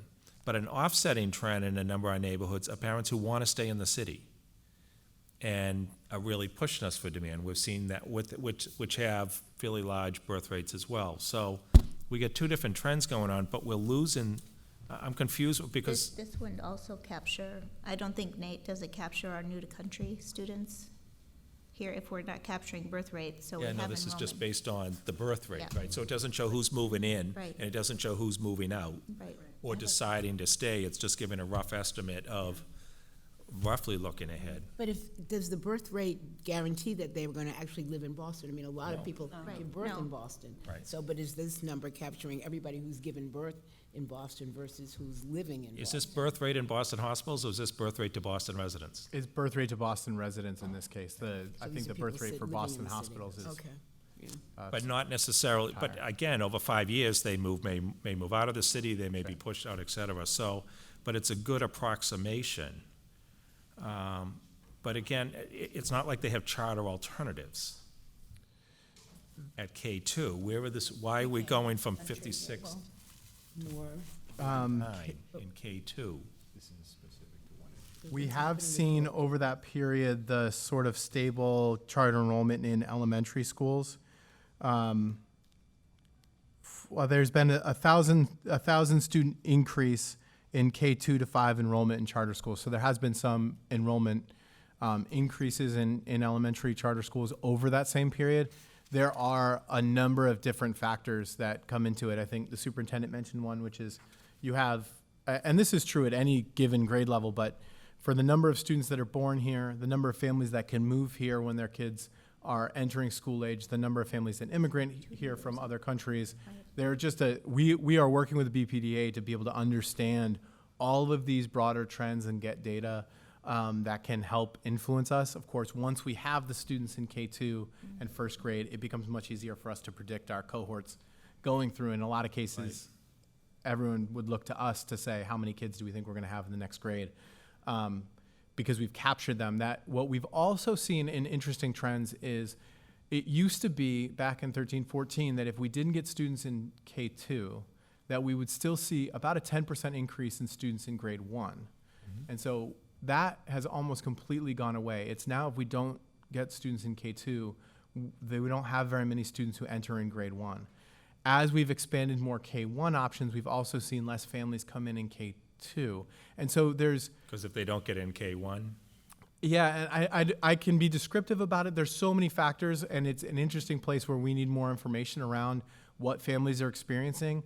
And I think, this is a place where the experience, when you experience it as a family, it feels like there's less access than there really is. I live in Roslindale, and something like 75% of people who register in Roslindale will get a K1 seat. But if you talk to people on the playground, it feels like no one got a seat. And part of that is because the vocal voices are the ones who miss out. They're the ones at the playground. And when a family's saying, I didn't get any seat, you don't really want to chime in and be like, well, me and all my friends got a seat. You're one of 4. So there is that element of the negative stories persist in a way that the positive stories don't. But I think there's a lot more information that we are trying to get and figuring out ways to understand. You referred to market share, but I think people spend a lot of money trying to understand who's buying their products. We need to figure out who's looking for and taking up our services and understand what families are looking for, and whether it's a neighborhood mismatch, as you referenced, or some neighborhoods where we have empty seats but no kids, and places where we have. I think this is a huge first step, and I congratulate you on it. Literally, it's the first time I've seen something like this in one of our presentations, I think. I think this is also something we can unpack a lot more. Superintendent, what you're getting at about students who move into the city. Move out because of housing, or Parents move out because of housing or because they don't like the school choices they get. We've all heard all of those. your parents who say that. I think this is an opportunity for us to continue to fine-tune more and then really try to match where the seats are, because as you alluded to, Mr. Kuda, the opportunities to make BPS the first choice for parents seems to be much more around K-1. And that if we don't get them then, we're not going to get them at K-2, and we're not going to get them at first grade. And once they're gone, they're gone. So I think this is an opportunity for us to really fine-tune just all the things I've been hearing you say, Superintendent, about making it first choice. It sounds like this is an area we can understand better to put resources there to allow them to have those options. And since you were appreciating the inclusion of this, I just want to take a moment. The extent to which I seem smart or informed is really due to the tremendous team that I have behind me. I want to thank Jamie Raccanelli, who is our head of planning and analysis, which is the team that takes on enrollment projections, has pulled a lot of this information together. Of course, David Bloom, our deputy CFO, who does a lot of work with departments and the budget, and of course a new Giant, who is our grants director, who really is much more informed and knows what's going on with our federal entitlement grants. It's just, I get to represent their work up here and try not to mess it up too much, but they have done a lot of work to help keep us informed and help really turn on the lights as we start to navigate our way through the enrollment process, through the grants process, and through the budget process. So. Well, I know how enrollment projection is a thankless job, because it drives weighted student funding. It drives conversations with so many school leaders. This is a very difficult time of year where you're now trying to make projections with school leaders, and that is the big feedback from them about, well, this projection doesn't make sense, particularly when you show big jumps. So I recognize how hard that role is.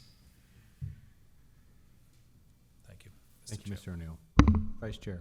Thank you, Chair. I agree with Mr. O'Neill's comments. It's great to see the slides, especially with the birth rate and all the information, so thank you so much. And thanks to all the team, because I know this is really complex and it's only, the beginning, so thank you in advance. I am curious about slide 18. I just wanted to understand the last bullet that says Latino enrollment increased during this time period. When you say this time period, do you mean the school year 13-14 and school year 18-19, or are you referring to one or the other, or the whole time? It was the enrollment from that beginning school year 13-14 through the period SY 18-19. Okay. This is the last year we have data for. Okay. So my other question is, in terms of moving out of the city, when students leave BPS, is there any type of exit that we do to find out if they're leaving the city or if they're going somewhere else? Do we have any insight in that? There is a discharge code that that the registrar in a high school needs to enter in terms of it.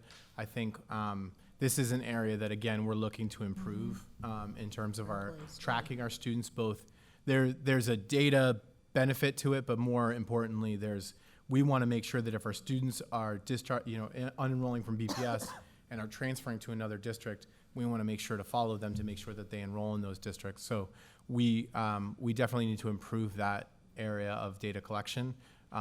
It's not something that we look at right now in terms of the enrollment projections, and I don't have information on it. Okay. I would just encourage that, I know it's not part of the finance outlook, but I look at it as a bigger picture thing when we look at students and also employees, because I think that we are facing a public, a crisis in housing in the city and affordability. And so when I look at, the fact that the Latino population is increasing, and then this is saying there's less children, I think it's something that, I know it's beyond the purview of this committee, but I do think as people that are sitting up here, we do have a voice, and we need to really advocate to look at how our city is, and how, that it is an unaffordable city. And we look, this ties back to BPS, because when we look at really trying to hire a diverse staff, many times, people cannot continue to work here because they cannot live here. And if we're talking about building a pipeline of students in the high school to teacher pipeline program to stay here, I was just saying, Ross Everdell, who was in the audience, if it wasn't for her who sold me her house 25 years ago, I would not be sitting here. She wanted to sell her house to someone who did a lot of community activism, and so her and her partner graciously sold us their house at a very nice price that we could afford. And that kind of stuff doesn't really happen anymore. So if I was a young person in Boston now, I'm still young at heart. If I was younger, I would not be able to live here. So I just encourage us to track this data so we can really see where people are moving to, because I think it's really important to continue that conversation. And then I just want to say that I think going back to Ms. Robinson's point about who stays, I would like to take a closer look, and I think it goes back to my comments at the last school committee about open enrollment schools and how we are placing students, and really taking a look at this Build BPS plan. There's also an opportunity of how our families can stay in BPS with the K to 6, 7 to 12, but then also the closer to home. And I can only say, as a parent that registered at BPS, I was one of those people you're talking about on the schoolyard. Maybe I should have moved to Rosendale back then, but living in Jamaica Plain, when my stepson went to the Curley school, nobody wanted to go there. And then when I had my daughter, it was like everybody wanted to go there.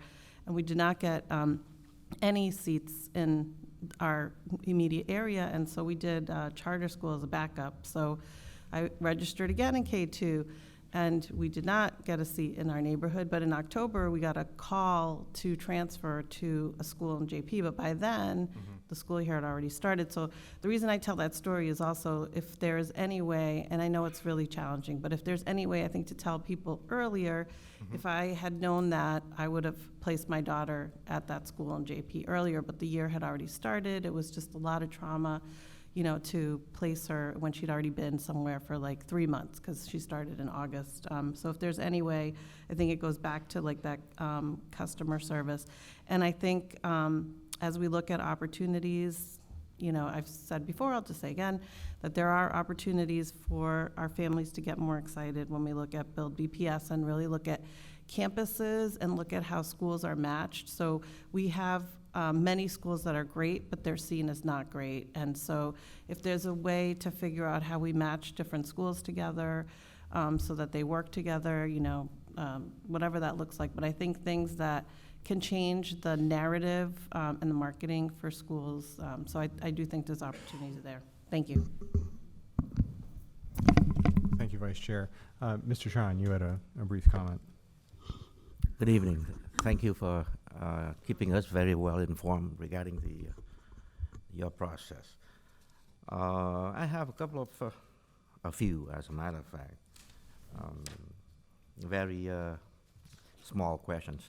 First of all, I guess everybody understands that my concern with the school enrollment is pretty much expressed by my colleagues here, but we all know the basic concept of attracting clients anyway. So, for example, if all the programs that we have somehow are spread out there to the community, that our programs, let's pick one, say, special education is somehow provided to special ed students way beyond what other cities and towns are providing that are required by law. We are providing more than that. So, in essence, if there are programs that are somehow advertised or are spread out there, liberal arts, whatever, that at least meet or exceed programs that are advertised by other schools. That's a basic concept of attracting clients, anyway, I think. But in line with that, I have a couple of questions. The first question is on the budget outlook, just to follow up with on my colleague O'Neill regarding the slide number 9.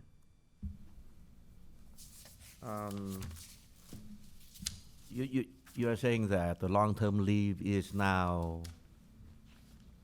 specified in certain program and certain means to keep track of it, right? That is part of the early assessment, is that this is a more accurate representation of leave costs we had, but that were not reported or accounted for in the correct way in prior years due to sort of HR processes. So that also includes all the foreseeable decisions or negotiations or whatever regarding, let's say, disability leave.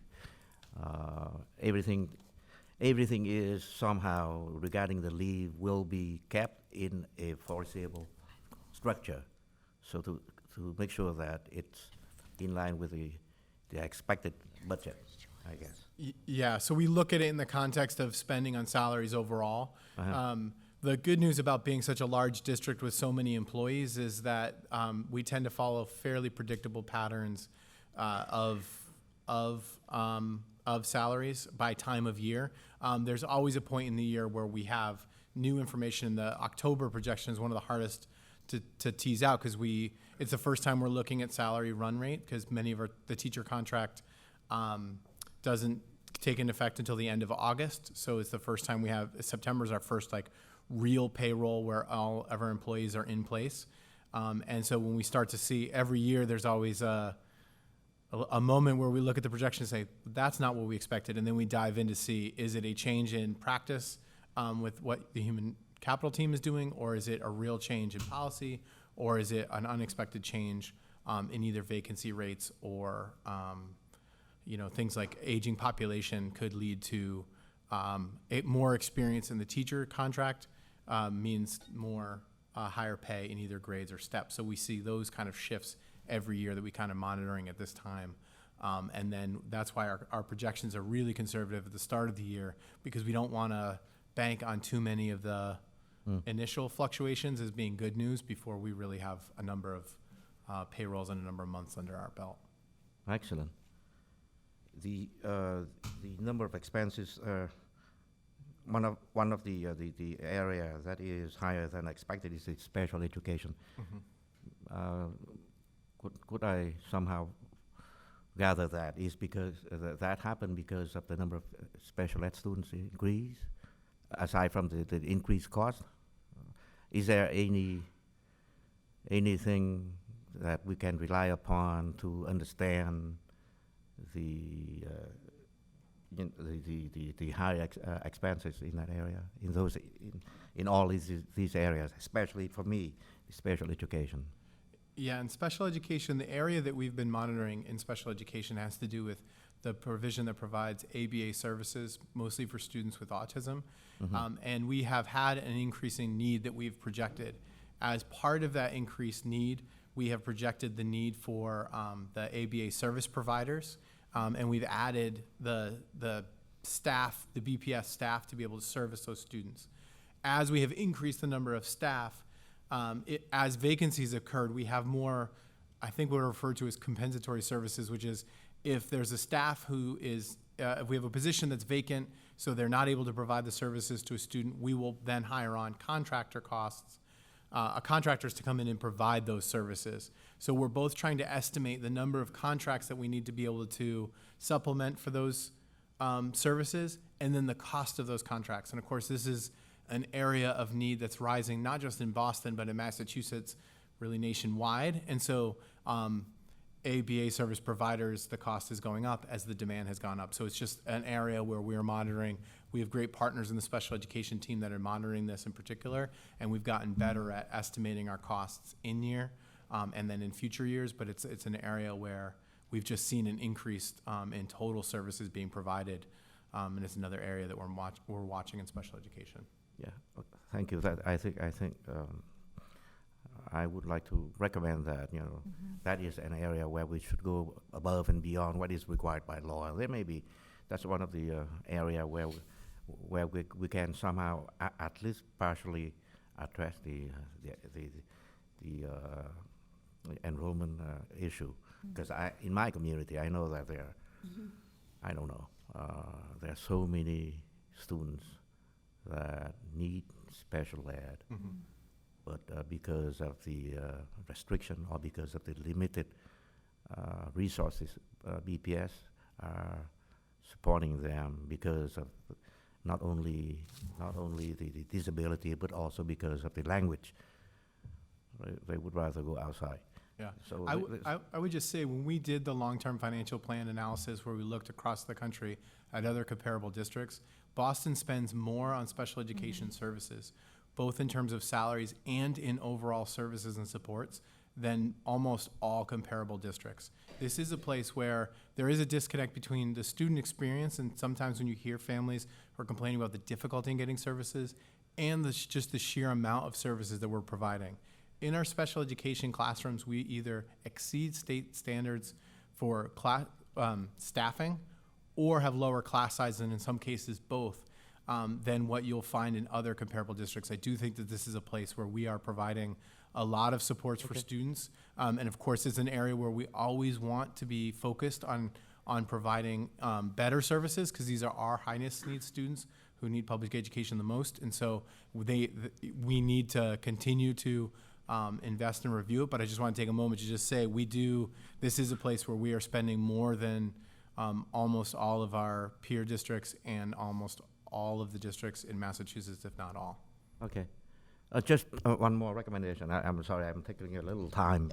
I just wanted to qualify that just a little bit in our separate programming, and that there is still additional effort around inclusionary practices that we need to do. And for our LD students, or level 1 students, I think that it's in our separate programs, substantial amount of support that's happening in those programs Okay. as well. So absolutely.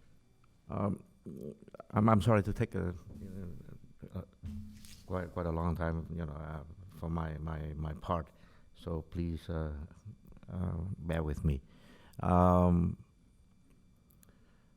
Restorative justice. I think that idea, I have been dealing with that, I don't know, with that issue with the Boston Public School, maybe since 2006. I think it needs to be really seriously considered. There is, I'm advocating for the speakers that came before, because I share the same concern. I think that is one area that can also be part of the budget. That may actually redound in the increase of students as well.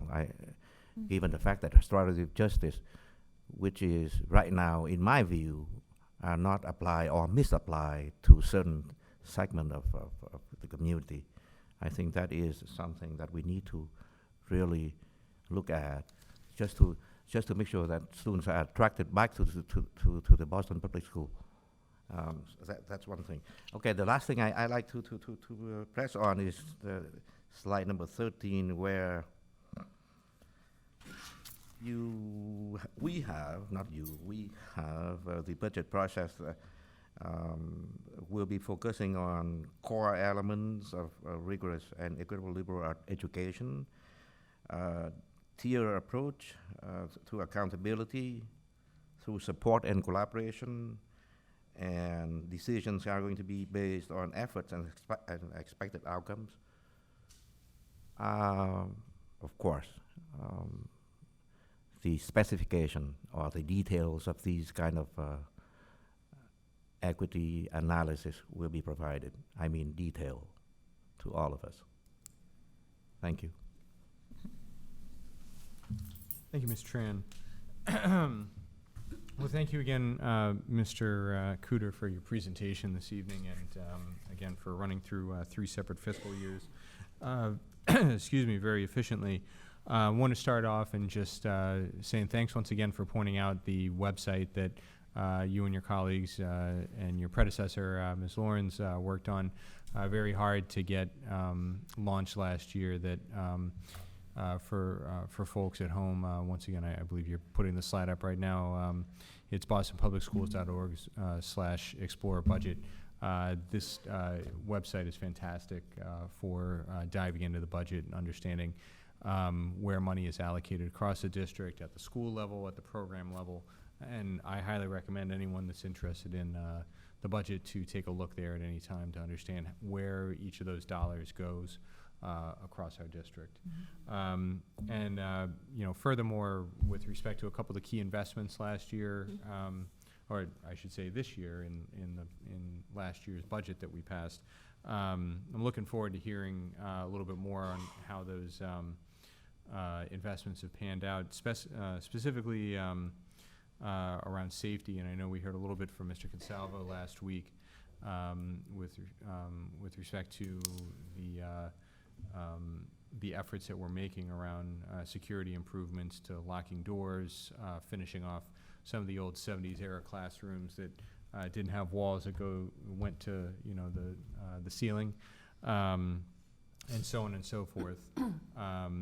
And the ISEE is another investment that I believe moving it to the classroom just this year, you've been taking a look, Superintendent, at what that's meant for improved access and improved outcomes. And so we'll look forward at some point in the future to hearing from you a little bit more about whether our suspicions that we would improve access and outcomes for historically underserved youth has been realized. Do you have a sense, by the way, on the ISE efforts, when you might be able to give us some sort of indication of whether that investment bore fruit? Well, we do know that more students took the ISE, so we anticipate that there will be more students eligible. I do not have that for you ready yet because we're still waiting for those results, but I will absolutely bring that forward to the school committee. Excellent. The other thank you was to Ms. Roberts and her team in Welcome Services. That number is fantastic that you mentioned earlier, Mr. Cooter, the 600 additional families year over year that have been taken off the wait list at this point in time versus last year at this same point in time. That's meaningful to a lot of families in the city and in the school system to get them placed in seats within the district. And so we really appreciate the efforts that the Welcome Services have made. And just that reduction in time in between when each call is made to the next person on the wait list, I think has probably greatly contributed to that reduction in wait list time, but without any sort of negative outcomes for individuals that have been on the list. And I would just add to that, Yes. the 600 increase was actually by October 1st. So this was showing earlier in the year more movement on wait list to address the specific concern Ms. Oliver Davila mentioned, which is families finding out in November are less likely to want to change schools because their kids are already enrolled. So Right. we were moving earlier to make sure families found out as early as possible. I think I'm really excited about this as somebody who spends a lot of time with the numbers on enrollment. So. And in parent circles. And in parent circles, that's right. Well, very good, and again, that effort's greatly appreciated. Bless you. So we heard a little bit about the food expert, that switching to future year estimates and the work that is happening there. I wondered if you might be able to talk a little bit about what our transportation expert's doing and when we can expect some feedback from him, as well as any expectations on the food report. Will that be something that we'll see in this next year's budget? Yes, and so you will see recommendations in the next year's budget related to both of those items. But we won't have the food recommendations until probably end of month.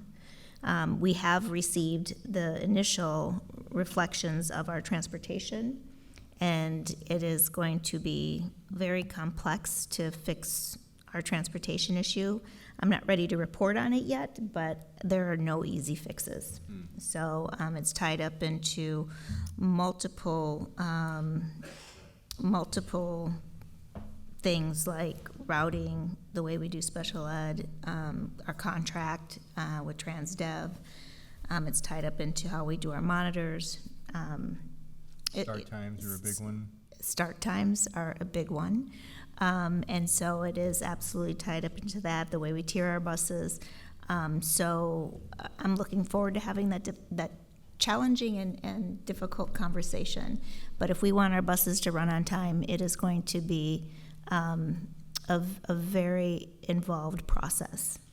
And so I want to manage expectations on the front end that these recommendations are going to come, and I think that, you know, we're going to have to make some hard decisions as a body. That's what we get paid the big bucks for. Well, thank you, Superintendent. We'll look forward to receiving some input on both those key areas. One other question that arose for me, and this is just looking out further into the future, but probably not too far, is some of the discussion around leaves. Reminded me that we're going to have another state mandate hitting us, and I believe it's January of 2021 when paid FML is the first request will start to be honored. You know, currently there's a payroll tax that's been initiated earlier this year that's borne both by employers and employees, but I believe it would be midway through the next fiscal year. I'm wondering whether we have any insight as to, is that something that we as a district will need to budget for, or is there going to be a central reserve fund to pay for paid FML at the city level? If you don't have that answer right now, it's totally understood. A lot of employers are still working through these questions, but I note that there's going to be an HR presentation from Mr. Taylor at the end of January, and perhaps by that time we might have a better sense of how we might be able to plan for that. I am always happy to defer that question till Mr. Taylor's presentation in January. I will say that any of those leave costs would be paid by the district, that it wouldn't be a central reserve. This is part of our overall payroll costs and projections. Part of the paid paternity and maternity leave that the city has rolled out is getting ahead of some of the requirements that are coming from the state. So it's some of that the costs that we have incurred. We also have a lot of our leaves are existing. A lot of the leaves, for a large portion, are paid because of our generous sick time and vacation policies, that many of our employees accrue that sick time for many years and are able to use that on those leaves. So it's unlikely to increase our costs in leaves as much as we will see in terms of severance and payouts when employees leave the district and then can receive a payout for any unused sick time. So what would have been used for sick time to go on paternity leave, for example, is now being paid under a different account. So we will work with the city to understand the implications of that and include it in any future year payroll costs. But I don't have that estimate at this time.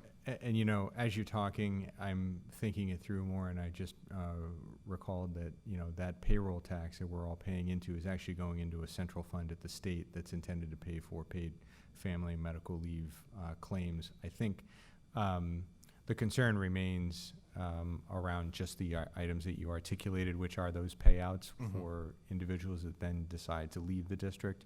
And, you know, does that experience differ from folks that, might have otherwise left under different circumstances when they didn't have access to that paid claim. And I think, again, I don't want to put anyone on the spot because every employer in the Commonwealth is thinking this through, and how this might affect us. But, certainly if there's any insights as to where that might affect us, and our financial standing, it's appreciated if you could share that. I'm sorry, did you have something When to you're add? finished, I want to just make a statement. Please. Are you done? Do you have more questions? Because I wanted to just thank him and everything. Well, I know Ms. Robinson had one other Okay, question, yes, and then I'll I'm wait. done with my questions. Then I I'll want wait, to take yes. a quick scan and see if there's anyone else. Ms. Robinson. When we were talking about changing enrollment, my question is, how do we look at what's going on with our homeless students? Because we have a significant number on any given year. What percentage of those kids either find housing and remain in Boston, but what is the attrition rate for students whose families are placed out of the district or move out of the district? And how does that impact our enrollment as well? That's a great question that I don't have a lot of details about. I know that we are doing a better job of tracking our homeless student enrollment, and as part of our investment in weighted student funding over the last few years, there is now investment specifically for schools to be able to provide more services and supports. There's also been a change in the law around transportation for homeless students. So if students are placed out of district for housing either temporarily or in shelters, that we are providing transportation. We have an obligation. This is a place that has increased our cost, but it is a cost that I'm happy that we are covering, because the more stability that we can provide to those students, the better. I don't have any sort of numbers on homeless attrition and how that number is changing. It is something that as housing costs go up, you see more either students who are fully displaced or doubled up. And so what I can do is commit to using that as an area of exploration over the next year, so that we can come back next year with better information. I don't want to commit to anything earlier than that, just because it's a complicated challenge. And we'll be working with Brian Marks and his team to understand the interplay between our supports, increased incidence of homelessness, and enrollment. All right, thank you. Thank you, Ms. Robinson. I'll recall as well that we made significant investments over the last 2 years through our budget in our homeless students and the supports that we provide for them. And so, to your point, any additional insights that we have with respect to supporting those students, as well as, any indication on what the return is on that investment. What are we seeing in terms of outcomes and support and retention, so that we can feed that back into other investments that we can do to support our neediest students would be greatly appreciated. Superintendent. Well, I just want to thank Nate and his incredible team in the finance office and planning, and in our enrollment welcome center office, just the whole team. I'm really so excited about this upcoming budget, and to be able to present that to you and to show how it is going to align directly to a strategic plan, and then how it's going to directly relate to what our student needs are based on equity, and also then what results will be expected from it.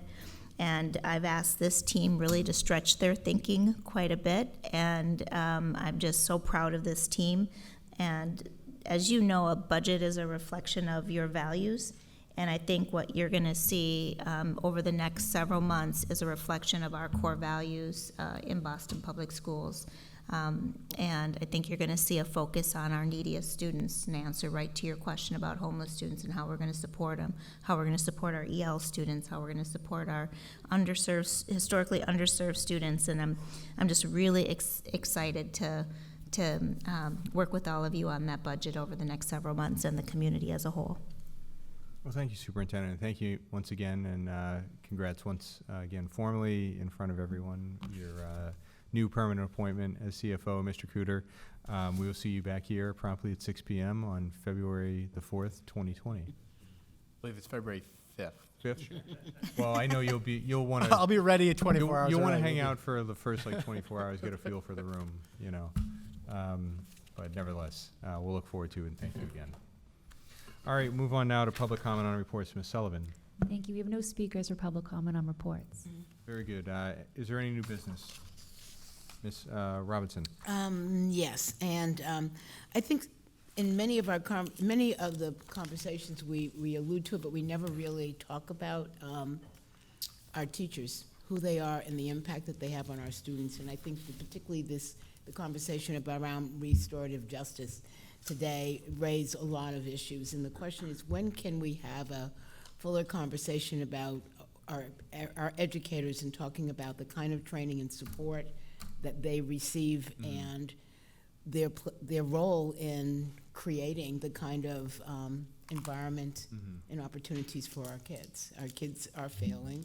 There are a number of issues that we know that are going on. So the question is, how do we begin to look at what kind of supports our educators are getting and need in order to do their job and their job well as well? Yeah. Well, thank you for that. We had a conversation a few months ago now with the BTU and the work that they're doing around professional development in the district, and I thought that was enlightening because it's been a joint labor management effort over the last couple years, and it's been teacher-driven. So it's the effort to get the type of training that's focused on what teachers need in the classroom, as opposed to what we as a central office might impose on them. Yeah. But I think your point's well taken, and just to reiterate what I mentioned earlier, we have a presentation on January 29th from Human Capital, and perhaps that office during that presentation can incorporate some themes around what your question. Yeah, because I think about, tonight we did not approve any grants, but I think of the number of grants that we approve each meeting that having to do with more training for educators. But the question is, we rarely ever talk about what the impact of that training is, and is it the right training or is it the available training?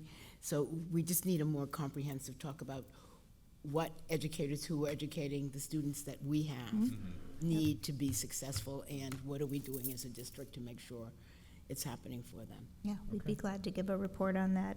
I know that Andrea Zayas, our Chief Academic Officer, is putting together a lot of that work around leadership, working with Al Taylor on the leadership pipeline, but also with what we're going to be doing in the future around academic rigor, some of the curricular frameworks, pedagogical frameworks. We just did a video. We're looking at working with the teachers on some of those working groups and working with BTU. So we could certainly get you an update on what we're currently doing and what we anticipate doing in the future for delivering on high quality.